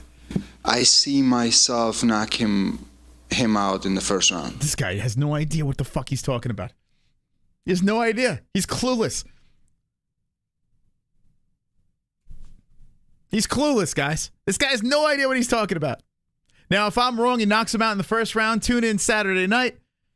You can shit on me all you want. You can timestamp this, throw it in my face, fine.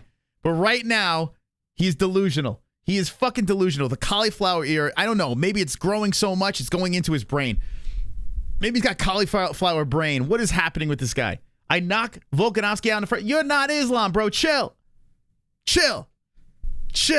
Islam had to do it because he was coming off the couch. Volk was drinking every day. That was fucking beer belly Volk. You mean to tell me full camp Volk? Max Holloway couldn't do it 3 times. 3 times. Blessed. Cannot go in there and take this man out. Jose Aldo couldn't take it. You're going to fucking go in there and take him out in the first fucking round? Bro. Let's look at the MyBookie real quick. Topuria. The hell is he smoking? Ilya by KO, a plus 325. Jump on it. Oh, watch me eat my words now. Blue Steel.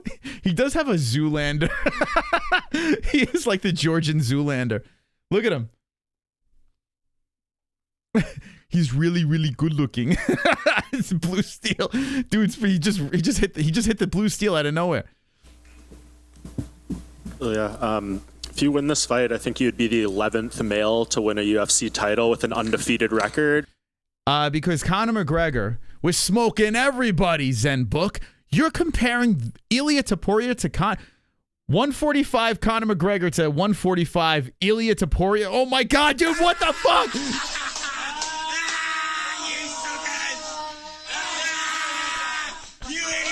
What is he saying? Topuria, 145 Topuria versus 145 McGregor. What do you think happens to this midget over here? What do you think happens to this dude? Go into a time. I'm going to take Ilya into a time machine, and I'm going to throw him against Conor McGregor. 145-pound Conor McGregor. And you're telling me this fucking mutant's going to win? There's something wrong. There's got to be a full moon. Tapped. Conor fucking knocks him out before he even steps into the cage. Conor would mentally just tear him apart. Conor might even sub Topuria. Are you kidding me? How quick we forget the 145-pound Conor McGregor. He slept Jose in 13 seconds. Ilya gets his hand raised. You guys are fucking crazy. Which is obviously a huge accomplishment. Oh my God. You slept Jose in 13 seconds. What other human being ever did that? Jose Aldo slept him in 13 seconds. Or 16 seconds, whatever. It's under 17 seconds. I can guarantee you that. Jesus Christ. It was a lucky punch. It's a lucky punch, yeah. Right? That's what it was. Oh, God. I love it, man. Think about... Hold on a second.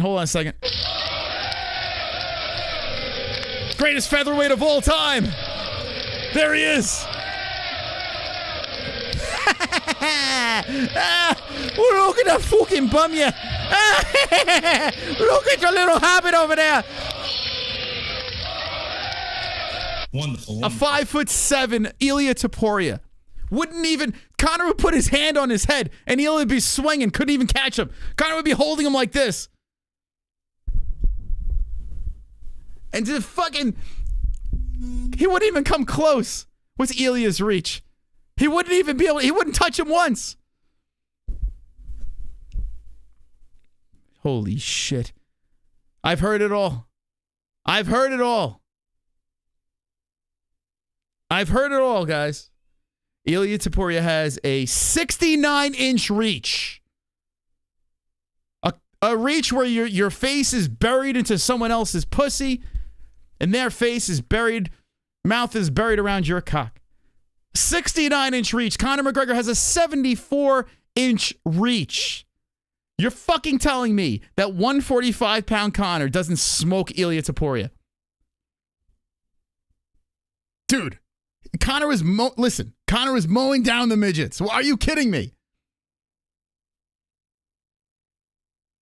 Oh my God. Whew. I can't wait to see Ilya lose on Saturday. I can't wait. It's gonna be the funniest thing ever. It's gonna be the easiest prediction of all time on the MMA-Holes. The Ilias prediction ever. Saturday night. Come back. Bring the energy. Ilya is this. Ilya is that. You guys you're in love with this dude. You know, being undefeated and getting here, is that something you put a lot of pressure on yourself? And I guess what would it mean for you to join that group of very small people who have been undefeated UFC champions? Not at all, to be honest. I don't care about that. Conrad doesn't have a 74-inch reach? What? Now you're making shit up? Shit. I just accept everything that comes to my way. That's it. If I had to be undefeated to this long, I'm grateful about that fact. If not, I'm never going to lose the trust in myself. How much do you think your life is going to change if you win this? People are talking a lot about how popular you are in Spain and these places in Europe. To be honest, I don't care about that kind of things, You think Conor plummeted after 2016? Well, Captain Obvious over here. I am talking about featherweight Conor McGregor against featherweight Ilia Topuria. If you pick Ilia Topuria, you need your fucking head examined. Head examined. Head examined. Now listen, I can understand the argument with Volkanovski. Volkanovski's pretty damn good. It's pretty good. Even though Conor sleeps Volkanovski too. I don't care what anyone says. But Ilia Topuria is like, it's almost comical to think he would beat 145-pound McGregor. I don't even want to have this conversation anymore. I am getting physically ill. Physically ill. In fact, I'm getting a knot in my stomach. Now I said before, this channel is for the hardcores and the casuals, so I should embrace casual comments. Casual. But this one's making me ill. I need a puke bucket. I don't know how I can let people leave this chat with that mindset and thinking that craziness. I just want to be happy, which I am. I'm getting ill for Ilya. He makes me Ilya. He makes me sick to my stomach. The things that people believe is... Does Ilia Topuria walk on water? Does he walk on water? Can he part a sea? Like, what can Ilya do? What can he do? I mean, he could do everything. I'm already very happy with my life, with everything I got. So any result gonna change my life. I'm a happy man, and I will keep as a happy man after this Saturday night too. And the comments you made about not wanting to give a title shot to some of these other contenders. It seems like it's made Yair Rodriguez and Brian Ortega very upset. You know what, Casey? I haven't had Stroganoff in forever. Stroganoff is very underrated. I remember as a kid, I used to enjoy Stroganoff.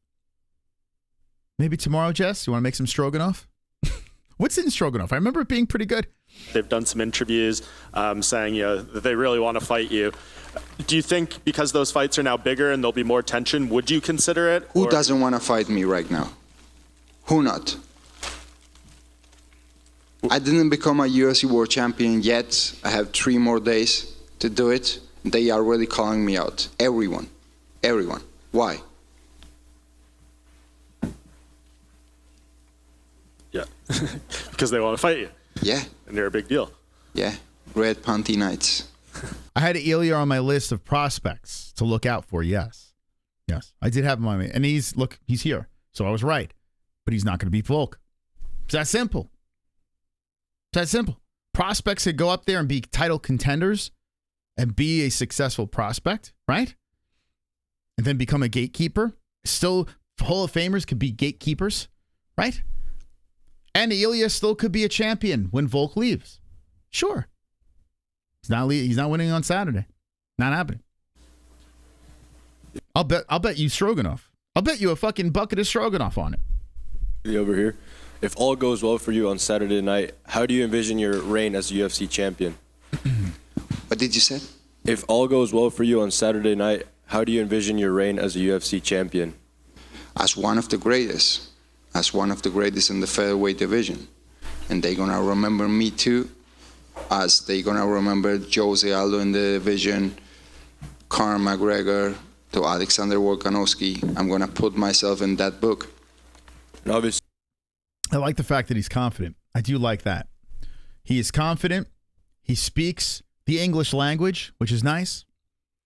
If he stays at 145, he's still a young man. Could he be a champion? Sure. I'm not saying he can't. What I'm saying is this Saturday, he will not win. And maybe he'll learn from his loss and lick his wounds and come back bigger and better. And maybe Volk will retire. He will still be competing when Volk is like, all right, I had enough. So there is a chance that Ilia Topuria could be a champion. I said it before. If Volk wasn't there, if Max wasn't there, I think Ilia would be the champ. Yes. You look at that weight class, it's weak. But right now, as we stand, with Volkanovski still in the way, I don't see it. I don't. I think Volk beats him up, man. I do. I envision Volk on top of him. The little fucking weird bonk head of his and just bashing his fucking head into the mat. I just see it. I see it over here. It could be a competitive fight. Maybe Ilia shows up and, becomes a little problematic for Volk. Maybe Volk is a little trigger. Maybe he's a little gun shy. Not as, or maybe Volk goes in there and mows him down. I don't know, but Volk is getting his hand raised. Getting his hand raised on Saturday night. And if you are an Ilia fan, it's okay for him to lose Saturday night because sometimes a loss is more valuable than a win. If Ilia goes in there, beats Volkanovski, Sean goes up and starches him. Well, that doesn't look good, right? So you want him, if he's going to lose to Volkanovski, learn, and then we'll see what happens. Ilia toilet paper. But I mean, you know what I'm saying? Like that's why I think out of this situation. How old is Ilia? How old is this kid? He's not that old. Hey, he's 27. He can afford to lose. He's only 14-0. He's only 14-0, man. This kid's got still more to win. Now, if he wins this fight, if he gets his hand raised over here, I mean, with the limited amount of information that we have, that's very impressive. It's very, very impressive. Anything can happen, right? It's the game of MMA. It's mixed martial arts. We just came off a year where there's a crazy amount of upsets. This is a pick'em fight. I think the fact that this is a pick'em fight is insanity. Insanity. That's why we're going to take the Volk and we're going to plus money it. Let's listen to a little bit more of him. See, you represent Spain and Georgia. There's a big Georgian connection specifically on this card with Merab Dvalishvili. So what have you been able to talk to Merab leading up into this fight? Again, how are you guys feeling going into this one? We just plan to show up on February 17. That'd be something else if him and Merab are champs. It would suck because we'd never see them fight each other, like we said before. But him and Merab champs, damn. The Georgian fan base is pretty fun. Mate, you guys are fucking hardcore, And the fighting style of these guys, the relentlessness, is fun to watch. That'd be pretty nuts, man. I'm sure the UFC would want that. I'm sure the UFC wants Volkanovski to lose. They want this dude to win. Of course. They want Ilia to win. Get what's ours, right? The victory. Y algunas en español rapidito. Mencionaste tu deseo para pelear en el Santiago Bernabéu. Si era tu decisión, ¿contra quién quisieras pelear en el Santiago Bernabéu? Si fuera mi decisión, pelearía con Conor McGregor. This is for everyone. Just a question that was asked. You mentioned the intention of actually fighting in the Santiago Bernabéu, Real Madrid Stadium. Who would you fight there? And I think I would put Conor McGregor. That's the fight that I would make at the Santiago Bernabéu. This dude's calling out Conor. Dude, people are still calling out Conor. It's crazy. I wouldn't call out Conor, because Chandler's been waiting 2 years to fight the dude, and he might not even fight him. You know what I'm saying? So I don't know. And I feel like newer fans are probably sick of Conor, right? I would imagine. I mean, even older fans are probably sick of him as well. But newer fans that weren't around during the heyday, the 145-pound run, the Jose Aldo, all that crazy stuff. I'm not here to take part. I'm here to take over. A lot of people weren't around for that. So him calling out Conor, I think, is a misfire. Because the fight is not going to happen. It's silly. You got to call someone out that's, I don't know, someone, or say you got to fucking beat up O'Malley. I don't know. Don't you guys have beef? Or what about Paddy Pimblett? That's what Moicano calls him, Paddy Pimblett. What about him? Fight Paddy. Tell Paddy to get to work. Don't you guys not like each other?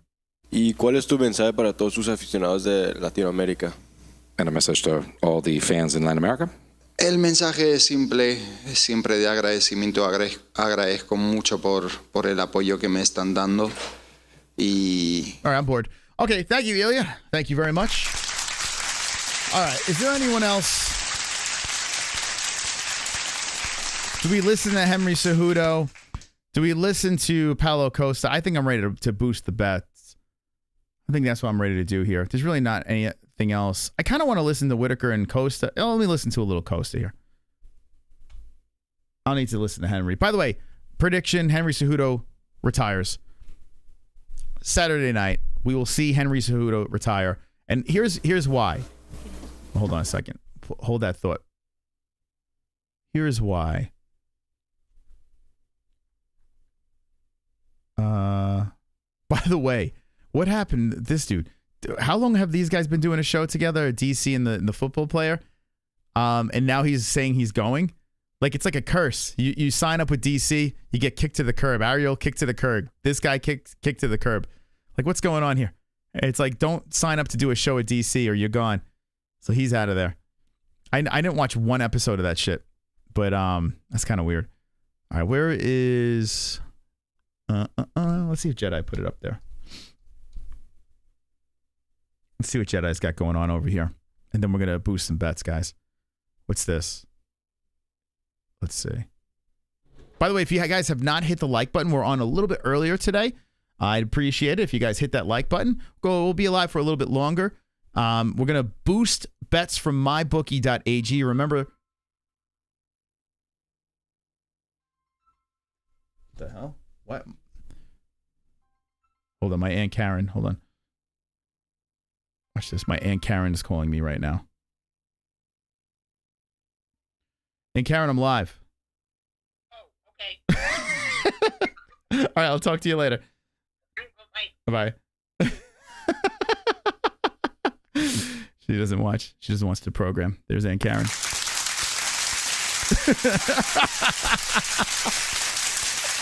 I was gonna turn it. And she likes to talk to my daughter and say goodnight. Yeah, she doesn't watch the show. She's not subscribed. I wouldn't. She would immediately unsubscribe if she was. All right, here we go. Everyone say hi to Aunt. Is she single? She's in her 70s.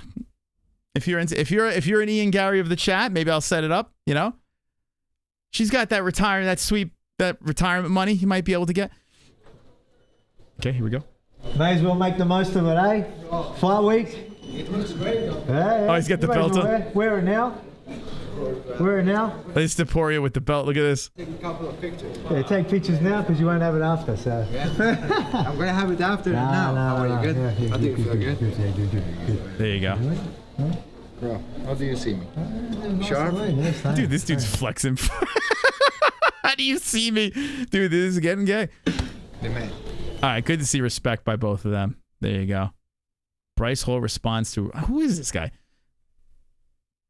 Demetrius Johnson, I look at Joe Rogan as an inspiration where he can talk about whatever the hell he wants. Okay. How about Mighty Mouse? Man, he had a gaming channel. This guy is like he should be on the MMA Mount Rushmore, right? He had a gaming channel for years that no one watched. Like, no one gave a fuck about. And then finally, he got a couple of people around him, you know, up the production, got like a podcast thing going. And now he's killing it. Now he's got a bunch of people. Like it's crazy, man. Like, he should have had this audience like many years ago. The dude was on top of the world. One FC champion, UFC champion, still fucking competing. It's kind of crazy that it took this long. I look at Joe Rogan as an inspiration where he can talk about whatever the hell he wants. Yeah. And you can't do anything about it. What the fuck just happened there? Demetrius Johnson said he would like to have Nina Drama on his show. Yeah, I do. But, you know, luckily I built great relationships over time. I don't want to hear this. Okay. Jesus Christ. Did you ever think we'd live in a world where one of the greatest people to ever do it is begging to have Nina Drama on their show? Nothing against Nina, but hey, I guess credit to Nina. Bill Haney, don't know who you are. Chell P has a message for Oben Elliott. Who the fuck's Oben Elliott? Am I a casual for not knowing who this dude is? Let's see. Dana White will give Gabe $50K. I don't know who Gabe is.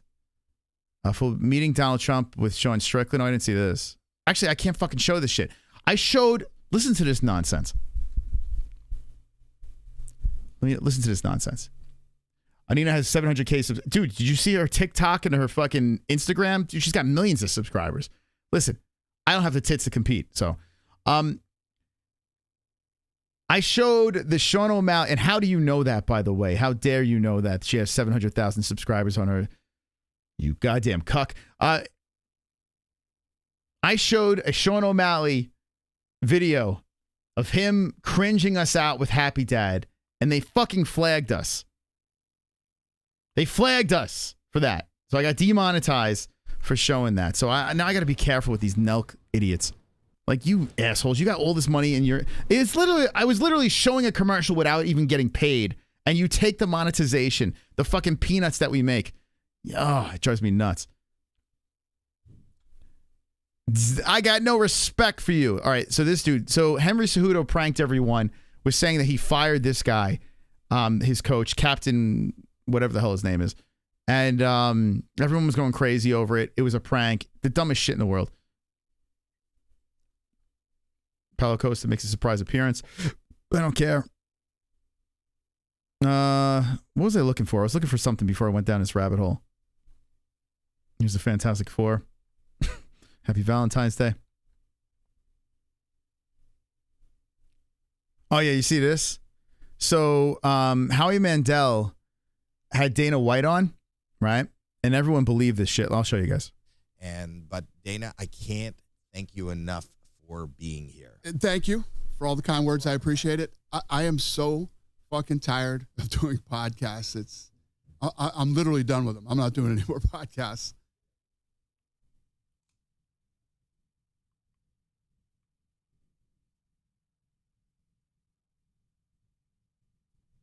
And fucking idiots believe this shit.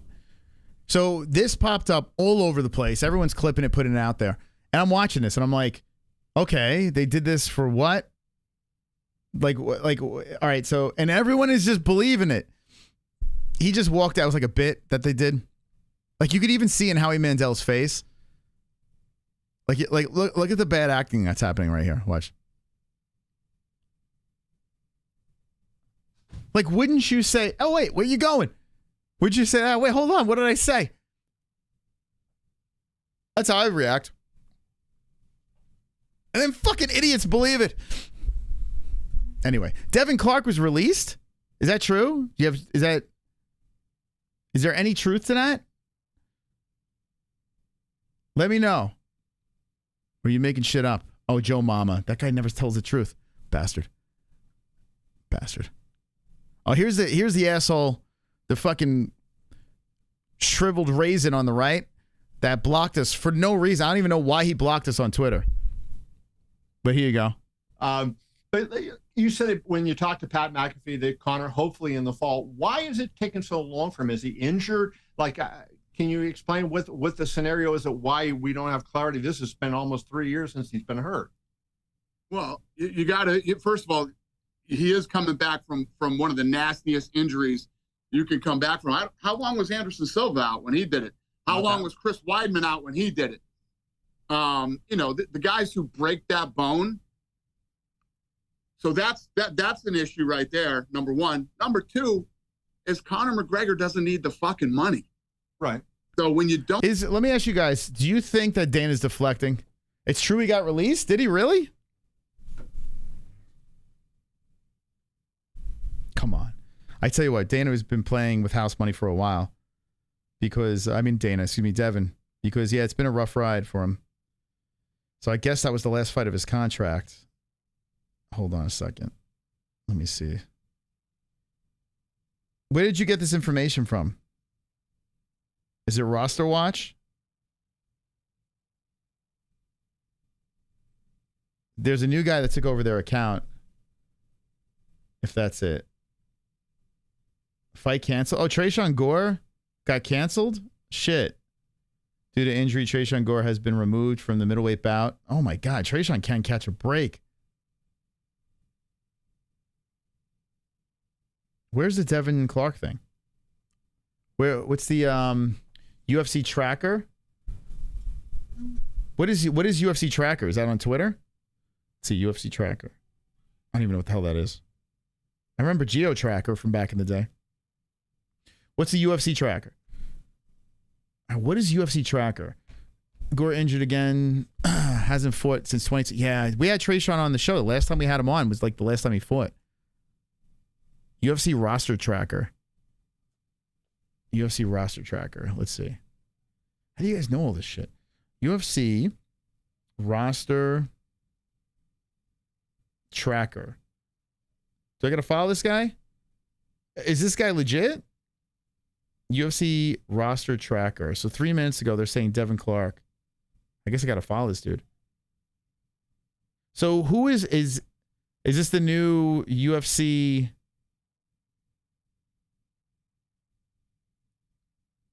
So I guess the other guy, UFC roster watch, is no good anymore. He's better than roster watch. Yeah, I heard someone else took over their account. So roster tracker. I got to follow these guys. Okay.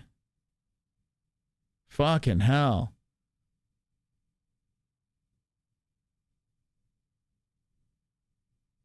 Let me text him.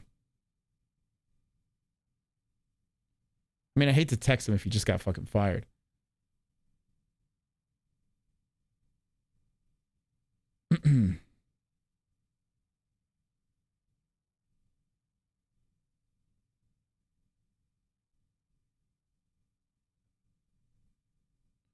Is it true?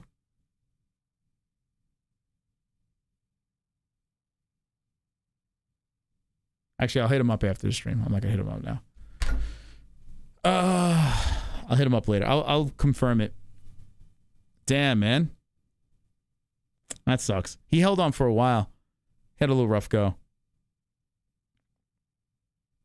Do is the UFC rigged poll? Okay, I got shit to do here. Let me I was going somewhere. By the way, the press conference is at 4 p.m. Pacific time, according to this, right? So we're going to be doing a live show, or 5 p.m. Wait. Hold on a second. It says 5 p.m. Pacific time. The doors open at 4 p.m. Oh, okay. 5 p.m. Pacific time. Huh. That should be a circus. All right, we'll do a live stream for this tomorrow. Let's get into some of the MyBookie. Let's boost some bets over here, okay? Let's do this. Here we go. The segment that everyone loves. We're going to boost some bets here. Now, this all fell apart for us because of Sean Strickland. You know, Sean Strickland losing. By the way, I think he won against DDP. I think he won that one. I think they got it wrong. But I'm going to do something here now. Okay? I'm going to remove this. I'm going to remove all this shit. Okay? And I'm going to put right off the bat, I'm not going to prop this. I'm going to put, let's see if, I hope they can Volk win. I'm just going to put Volk win, okay? I'm putting this in there. Now, I am overriding. I'm going to ask you guys at least one bet where you guys make, but I'm going to put this together this week because last time we did this before the pay-per-view. Now, for those of you that aren't familiar with how this works, we contact MyBookie after the stream and we say, hey, listen, we want to make these bets more plus money or make them go from negative, to plus money. That's what we're looking to do here. We want you to boost it up. So on no other site can you get these odds, right? Exclusively for the MMA-Holes, a request from us. So that's what we're looking to do here. We had all three cleared and all three lost, okay? I am putting Volk to win. And I'm not fucking putting Topuria to win. Not fucking doing that. I'm overriding, and I'm going Volk over here. Because here's why I'm saying this. The last time I had DDP for the win on our boosted bet, and I switched it to Sean. And I fucking hate myself for doing that. And I switched it because I got swayed in a lot of directions. This is my fault. I switched it. Not like people pushed me in that direction. But I switched it, and the majority was kind of leaning with the Strickland thing and all that stuff, but still, I switched. It's my fault. I am not switching this time. I am sticking to my fucking guns, and I've had the Volk instinct from the very beginning. So all the Topuria knob gobblers, if you feel like that Topuria is going to win, well, that's fine. You're fine to believe that. But if you want to win some money, well, jump on our boosted bet. There's a bet boost section in MyBookie. They're going to add this if it gets cleared. I'm going to try to take a swing at the fences here, and I am doing Volk for the win. Now, I'm going to add two more here, okay? I'm not going to just sit on this one. I'm going to add two more bets. I'm going to look at our MyBookie odds over here, and I'm going to put some others together. Now, if you're not a gambling person, that's fine. I'm not pushing you guys to gamble, but if you are a gambling person, you might want to jump on these opportunities over here with the boosted bets, okay? Here we go. All right, so I'm going to look at the events, And now I'm going to put together a parlay. A parlay is usually the kiss of death. It's very tricky to hit on these parlays, but the parlay I was looking at was a bunch of winners, or not winners, minus money people over here. I was thinking about going with the final four and sticking with all the minus to just increase the plus money. So Merab Dvalishvili, I truly do believe he's going to beat Henry. Ian Gary, I do think he's going to beat Jeff Neal. I think it's his time.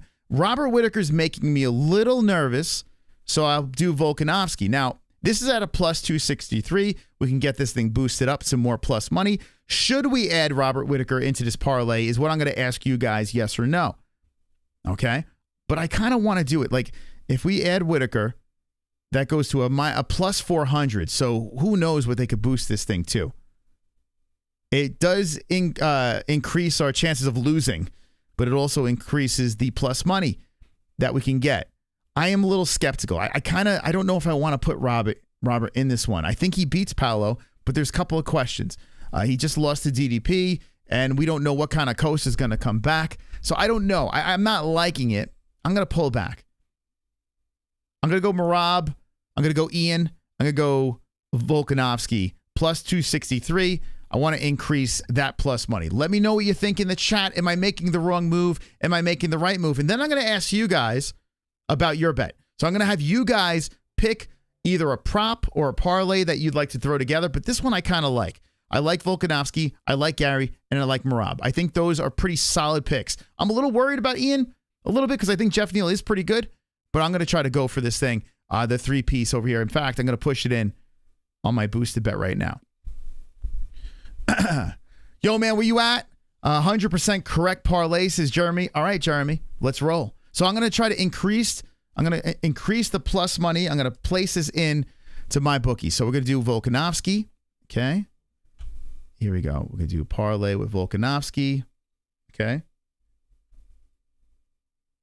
We're going to put in Ian Gary. Whether you think he's a cuck or not, I don't give a shit. I'm just talking about, is he going to win? Is he going to win us money? Okay. Ian Gary. And then I'm going to put in Merab Dvalishvili. I feel pretty solid about Merab. I was going to show you guys a video of Merab single-legging one of his teammates, joking around about how should he beat Henry. I know he's very confident, but I just think now is not the time for Henry to get the win against Merab Dvalishvili. I think Merab should be too much for Henry Cejudo. Probably be a decision.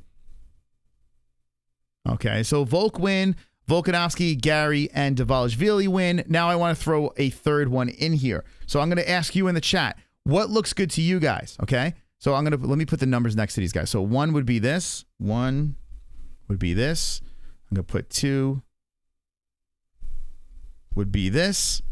And now I'm going to ask the chat, what would you guys go for here? What would be number 3? And I'll show you guys a couple of things here. Would it be a knockout decision with someone? Would there be a prop parlay that you would like to put together that looks sweet, looks sexy?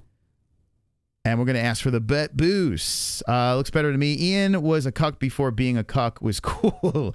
Let's see. We'll just go Gary and Volk. So just a Gary and Volk straight up. Gary and Volk would be, hold on a second. So Gary and Volk, Volkanovski, Ian Gary. Gary and Volk would be a plus 156. You would get more plus money out of that, sure. You wouldn't get as much as if you added,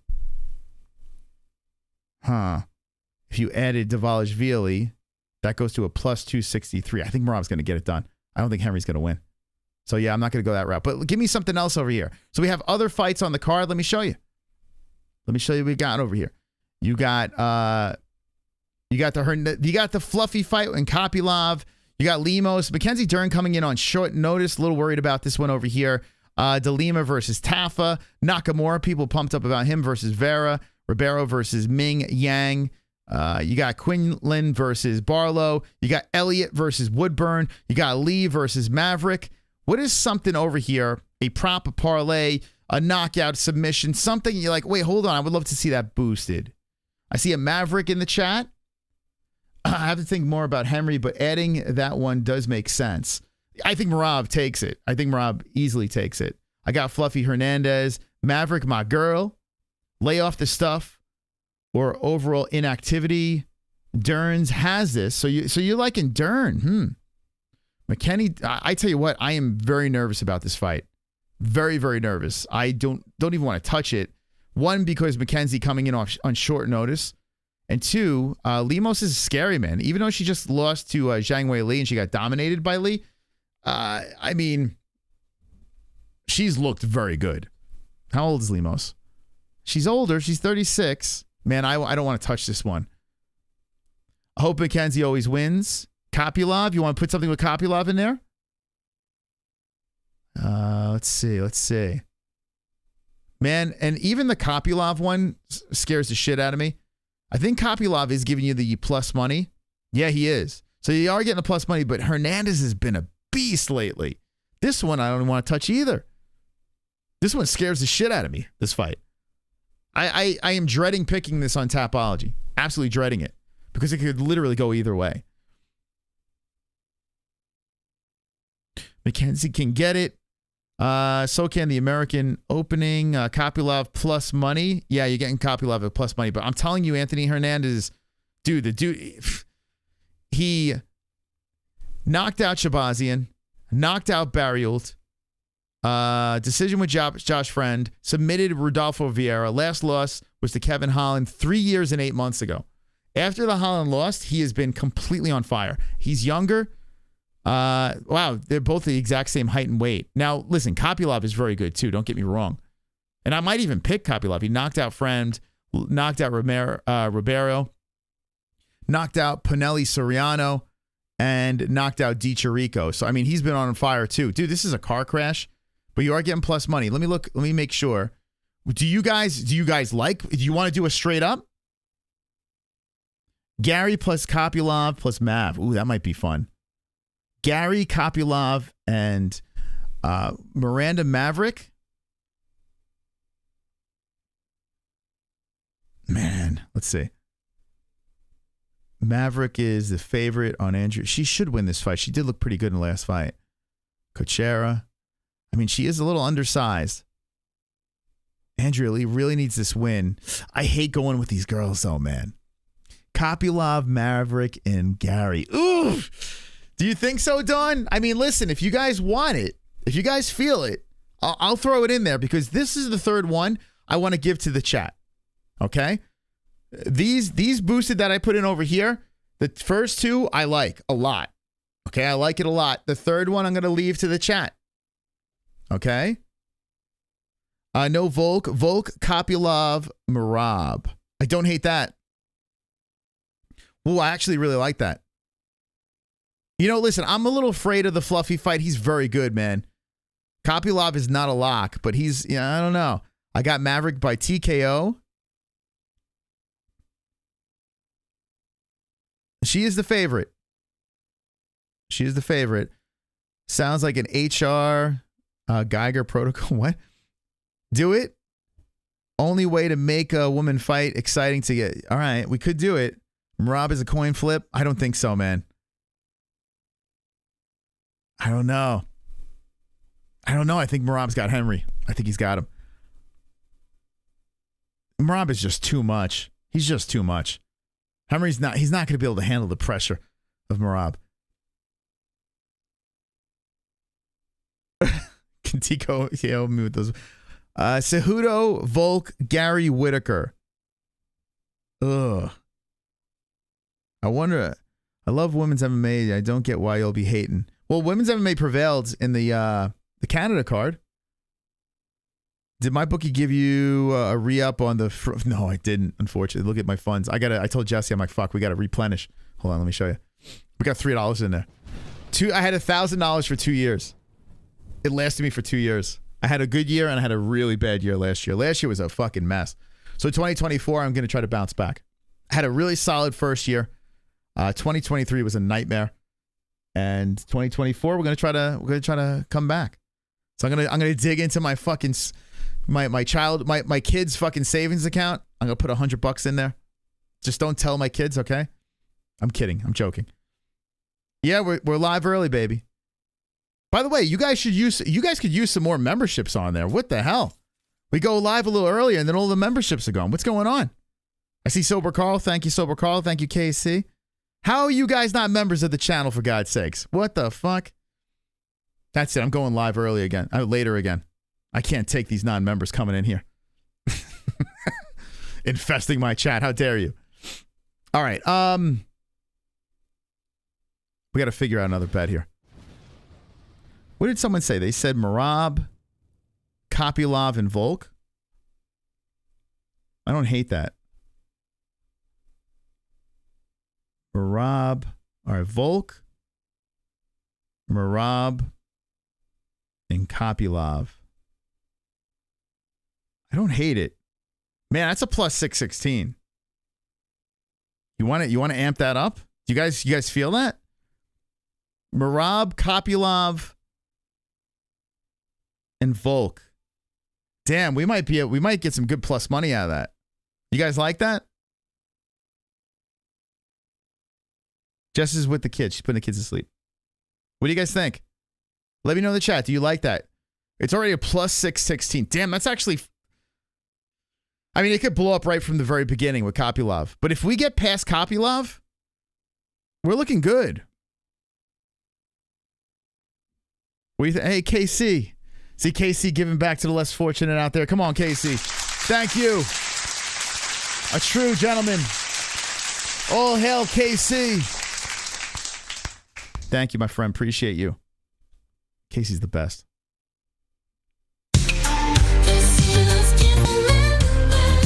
Members, please get on their knees and satisfy KC.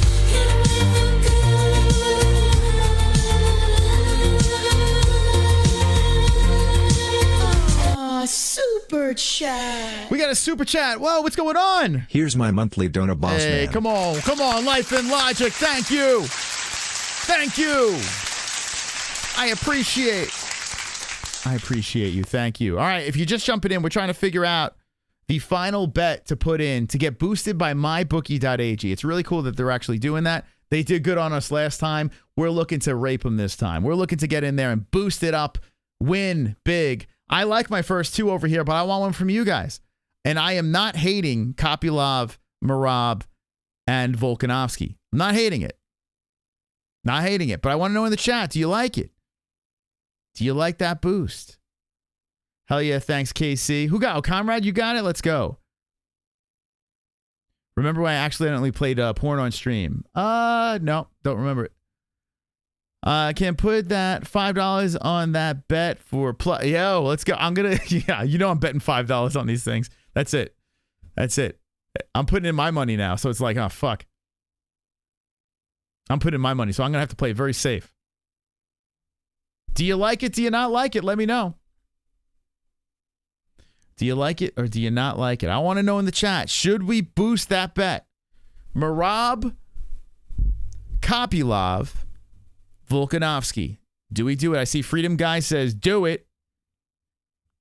D's Nuts says Talipia wins. I don't know who that is. Volk, interesting. Volk is old. Solid parlay. I think it's not bad. It's already giving you a plus 600. So we get that boosted up. Imagine when they give us like a plus 700, plus 800 on that. Add Gary. If I add Gary to it, let's see. Damn, that's already almost, it's a plus 916. Do we add Gary to it? That's really crazy over there. What do you guys think? Do we add him to it? Imagine losing 3 bets because of Volk. Yeah, that would suck. I'd be very upset. Volk is the one I'm worried about more than Kopylov. Really? Interesting. Said to think 35 is old. Yeah, it's crazy. Henry by submission. I'll put 5 on a plus with 9. I mean, all right, you want us to do it? What do you guys say? So do we add Gary in there too? I'm asking you guys in the chat. It's up to you because this is us. This is the MMA Holes boosted bet. It's us as a community. We roll together. They're going to take the plus money and add more plus to it for us. So I want to make sure we're all on the same page. Now, I understand not everyone has Volkanovski for the win or some of these others over here. But if you got $5 or $1 that you want to throw on a parlay for fun, might be, you might want to roll the dice. Because even if you're rooting for Topuria, and if he loses, you're going to get paid on a nice parlay, right? So I'm not doing that. I'm not touching Whitaker and Costa. I think Whitaker's going to win, but I'm not touching. I'm not going to bet there. I don't. There's just too much. And I'm not going to touch that. Please add Paulo. He's going to win. No, I can't do it. I can't. I don't think he's going to win. And even if he does, I don't know. Like, there's too many questions. You know what I'm saying? Like when you place bets, you don't want too many questions. You don't want just a hunch, right? You want a solid feeling. And Paulo Costa, when was the last time he fought? Robert Whitaker's coming off the knockout loss, but he's still Robert Whitaker. You know what I'm saying? So either way, it could be a mess, that fight. Okay, here we go. Eddie D says you can bet that fight will go decision or not. That's true. We could scrap straight up wins, and we could always do a bet where it's a knockout, submission, decision. You know, we can do that too. We can scrap this whole parlay that we have together here. This is a plus 916, and it's kind of juicy, man. Kopylov, Dvalishvili, Gary, Volkanovski. They're already giving us a plus 916. If they increase this, I mean, we're looking at like a plus 1,000. A full card parlay, that would be fun, but that would be a literal suicide. Like, we would just be, if people were going to bet on it, I would do it. But I mean, I don't even know if I want to bet on that shit. Same with Cejudo. Costa will be covered in Robert's noseblood. Costa, excuse me. He didn't look good in his last fight. Sean went hold on. At least Sean went the distance. I tell you what. Whitaker Costa going the distance is probably not a bad bet. Like if I was going to bet anywhere on Costa and Whitaker, I think going the distance is probably. Oh, wait, hold on a second. You might have got action out of me.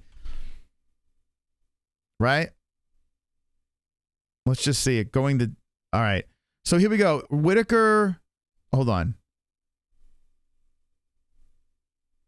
Whitaker by decision. I want to just go into distance.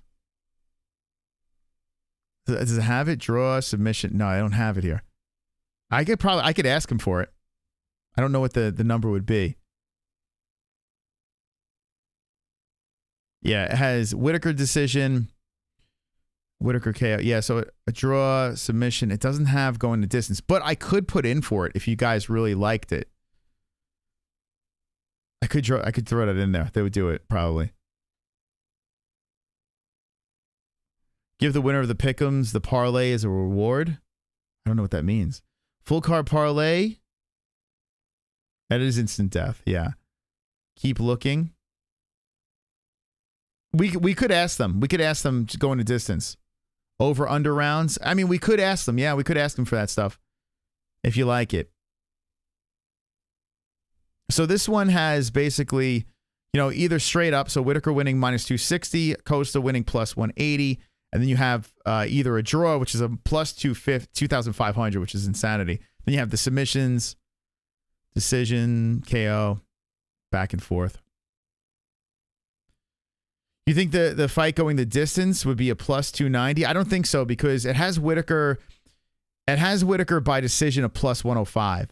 So if you have just the fight going the distance, it might be even money. What I'm guessing. I don't think you're getting plus money on that. You know what? I'm not going to go there. Yeah, because you're probably not getting much plus on it. Yeah, we got to do something fun. Let's see. All right, let's go back to that parlay.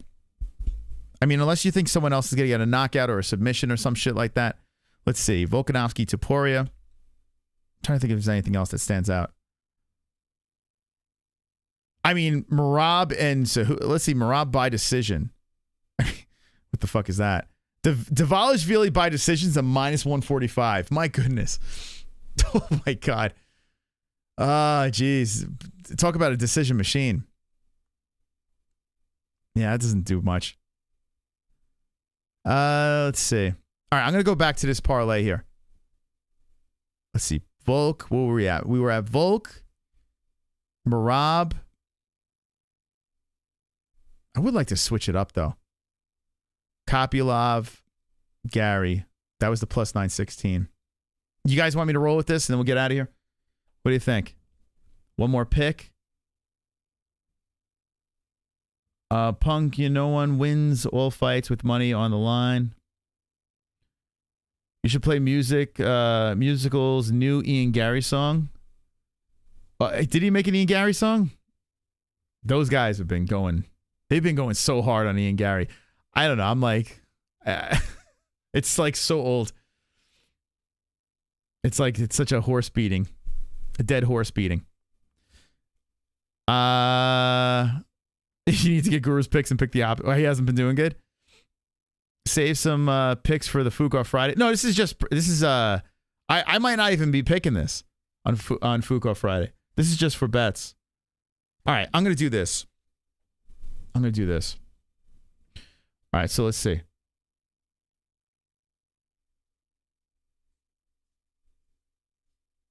It's kind of similar though. See, here's the problem. Here's the problem with this. It's kind of similar to what we have already. We're just adding Kopylov, right?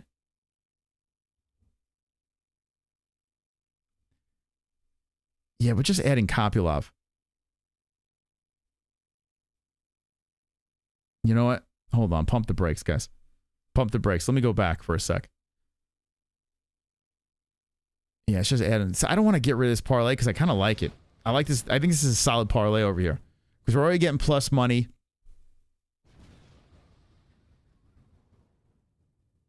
All right, you know what? I'm going to do just like an absurd. I'm going to do an absurd one. Okay, here we go. So I'm going to leave these two. Okay, and then the third one, let's add another one to this. Let's just go fucking nuts, right? So it's already a plus 916. Okay? It's already a plus 916. Let's get it even more crazy. Give me another pick in the chat that you want to throw in there. Do we throw in Whitaker or Costa? You want to do the whole fucking main card? Maybe I'll poll the chat who wins, Whitaker or Costa. I think Whitaker's going to win. But I see a lot of people are saying Paulo. Man, I don't know how the fuck you guys think Paulo Costa is going to win that fight. I mean, it's not impossible. Never use the same picks for different bets. Yeah, I know, right? Yeah, because one goes down. Yeah, you're right, bro. You're fucking right. We already got that going on here. Okay. I'm with you. Okay. So I got Kopylov over here. Costa, I'm going to put a poll in the chat. Costa or Whitaker, okay? Whichever way it goes. Good call, man. Yeah, it doesn't make sense because we lose one, we lose all our fucking parlays. In fact, Volk straight up to win, I probably should get rid of that too. But I kind of want it there. All right. You're right. Okay, let's put this in the chat real quick.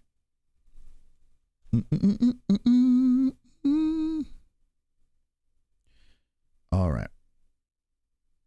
Let's do this. Now remember, MyBookie is doing something that we haven't seen anywhere on the interwebs.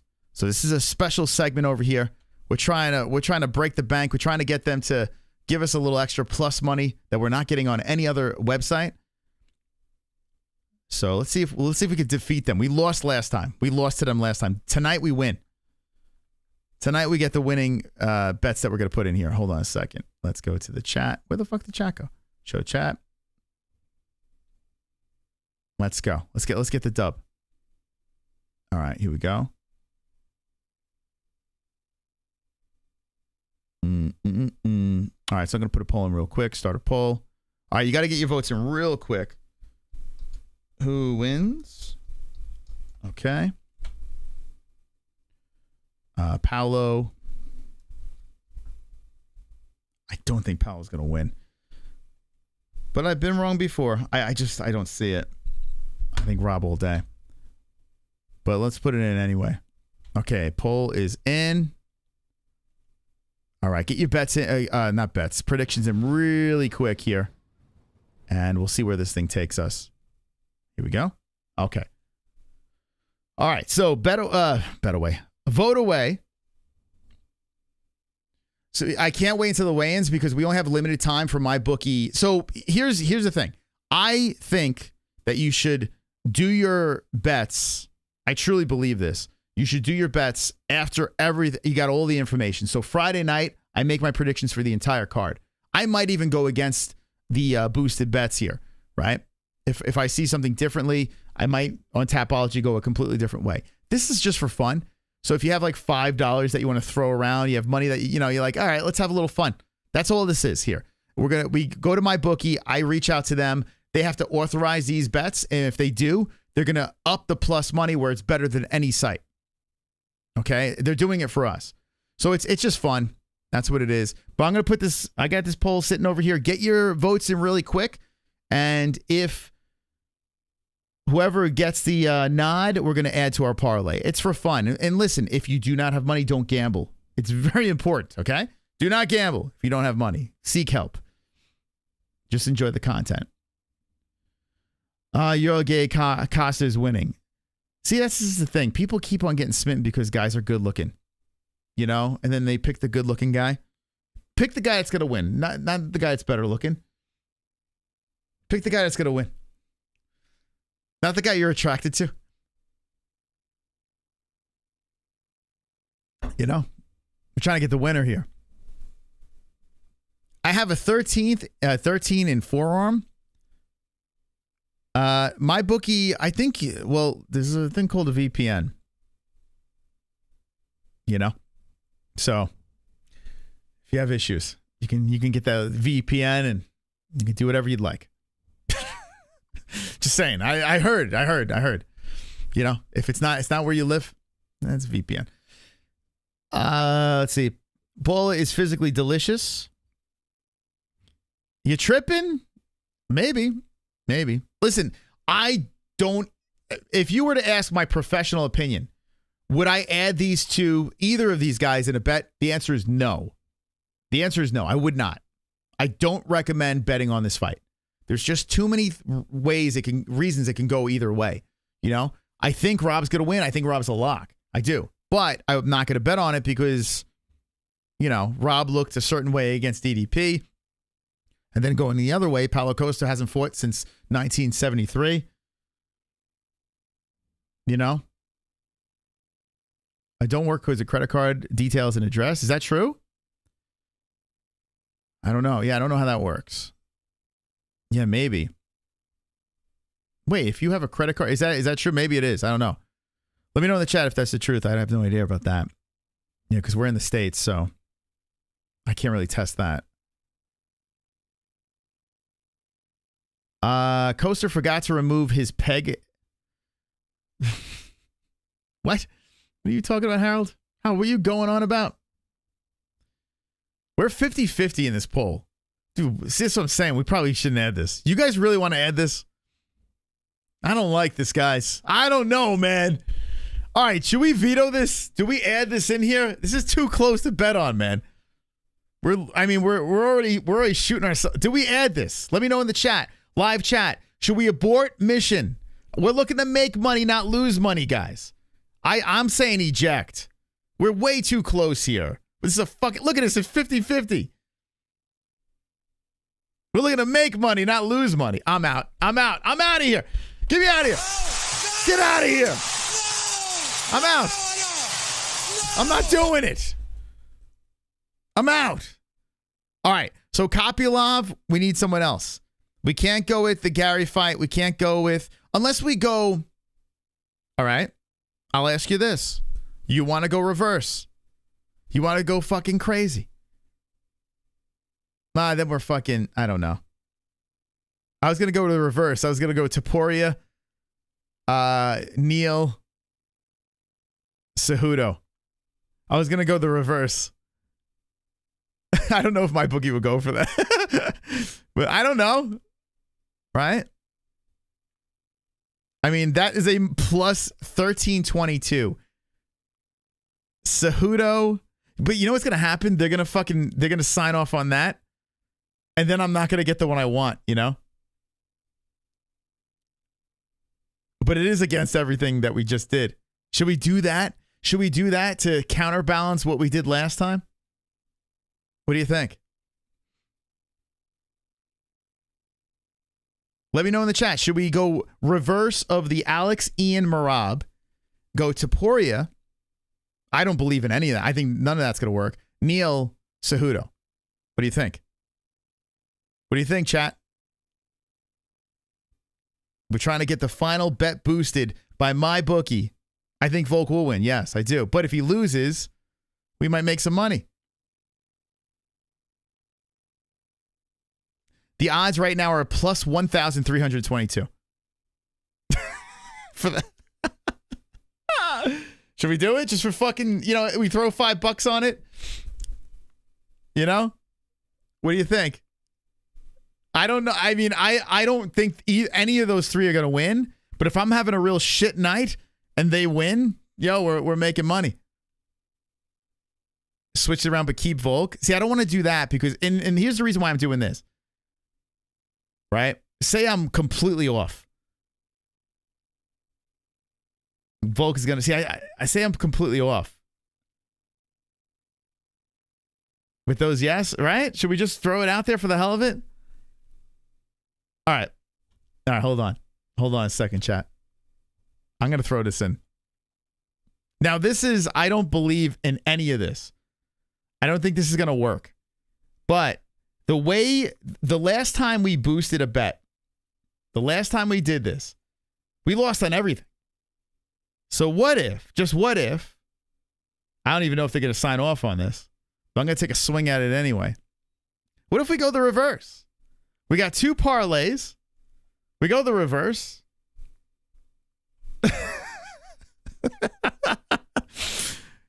Oh, God. What's wrong with us? This is complete degeneracy over here. Ladies and gentlemen, what we're doing right now is complete degeneracy, and I fucking love it, okay? Now, remember, if you have a gambling problem, okay? If you have a gambling problem, do not partake in any of this stuff. Seek help, okay? But what I'm thinking right now, look at this shit. So right now, this is a plus 1,322. They're going to boost it even more if they accept it. Okay, I'm hoping they signed off on all 3 last time. I'm thinking, let's throw this out there. See what happens. I'm going to throw $5 on each one. $15. See what happens. Why not? Let's have fun. Let's roll the dice. See what happens. If we hit on one of them, we're up. If we hit on one of any of these, we're up. Now, I hope you guys are enjoying this content, and I hope we win money. At the end of the day, I want to rape these motherfuckers, They're a gambling company. Yes, they are a sponsor, but we want to win some money. Okay? So let's have some fun. I'm going to throw those in there. We'll see where it goes.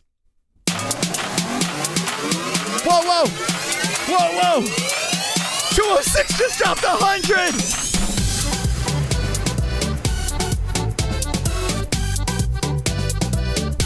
Come on, 206.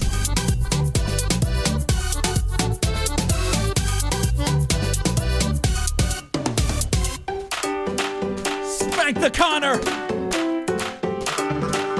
Spank the Connor. Woo! Whoa. Come on.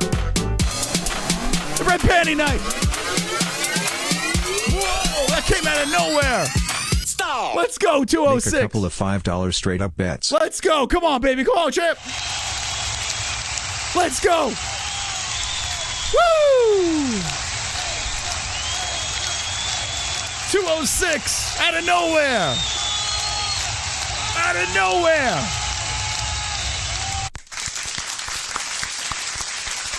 Wow. Let's go. Thank you. From the bottom of my MMA hole, 206, Life and Logic, KC, Anonymous, thank you for being wonderful. 2 joints as well, thank you. Ryan Kills, appreciate you guys. And thank you to everyone joining us. Listen, if you guys enjoy this, I don't know if this is boring to you guys. I don't know if you guys bet You know, some of you guys probably not into this, but if it's a segment that you enjoy, you know, we'll keep going with this. We only did it once before. We want to do it for every pay-per-view. Hopefully we hit. You know, that would be nice. Because if we don't hit, it's not fun anymore, right? Hopefully we hit. Hopefully we rape them. But if we hit on either of these two, if we hit on number 2 or number 3, we're doing good. You know? And if we hit on the Volk, well, we're kind of breaking even, right? If we just hit on the Volk, just straight up win, we're breaking even, and we live to see another day. So what we're looking for is hitting on 2 and 3. One of those. This is boring. I'm being sarcastic. That's what we're looking to do over here. Okay. And if you're not going to do any of this boosted bet, well, tune in Saturday. You can watch us. Those that are doing the boosted bet, you can watch us go crazy if it hits, you know, or get pissed off if it doesn't. You got to factor in judging. You have to factor in bad scoring, you know? Yeah, and factor in a lot of stuff on top of athletes showing up and not showing up. So there's a lot at stake over here. If you're going to gamble, do it responsibly, please. And if you're not going to gamble, I hope you enjoy the ride and watch us act like a bunch of fools. But anyway, that is what I'm going to put in. I'm going to pitch that to my bookie. Hopefully they sign off on all those and they up the plus money on that. And if they do, I'll give you guys the green light. I'll show you it on the website. And this is what it looks like. If you are new to MyBookie, they have a section up top. Okay. All right. So if you go to MyBookie, over here, okay, it says Bet Boost. It's really cool. Now I'm trying to get the MMA-Holes name on it. So you see this? Basically, so it's like, for instance, it has this Golden State Warriors versus LA Clippers. It was a first point score. Like there's so many bets you could put on here for all other sports as well. But it was a plus 550. They boosted it to a plus 686. This was a plus 210. They boosted it to a plus 241. This one was a plus 2,500. They boosted it to plus 2,760. So what we're asking over here at MyBookie, we're asking them, okay, listen, if we come, up with some bets, and will you clear it? Will you boost it for us? And then we'll have the best, plus money on the internet. Stream. That's why we do it on Wednesday night, because it takes a couple of days sometimes to get cleared. So hopefully they boost them all and we ride off into the sunset. We have a big night on Saturday. If not, well, we lick our wounds and we'll see what happens. But yeah, that's it. If you missed the beginning of the stream, we watched some of the media scrum. We tried to get some information. I don't really know if there was much information that I got from those questions from the media. Tomorrow, we're going to be doing the press conference for UFC 298. And then Friday, we're fooking off. We're going to do our actual finale predictions, maybe some co-hosts. And then Saturday is UFC 298. I want to thank everyone for stopping in early tonight. A 2-hour, wow. We've been 2 hours and 30 minutes. All right, we got to get out of here. Thank you guys for watching. Really appreciate it. And let me know in the comments section, do you like earlier streams? Do you want us to show up earlier? Maybe we'll do more earlier streams throughout the week. I don't know, but let me know what time works best for you. And on our community post, we have a little poll over there. So vote away. We're going to try to collect as much information as possible and try to please the majority. We can't please everyone, but hopefully we please the majority. Thank you guys again for watching. Thank you to the members, the patrons, the sponsors, everyone that supports this program. Hit the like button, subscribe to the channel if you're not subscribed, and don't be an a-hole. Be an MMA-Hole. Good night.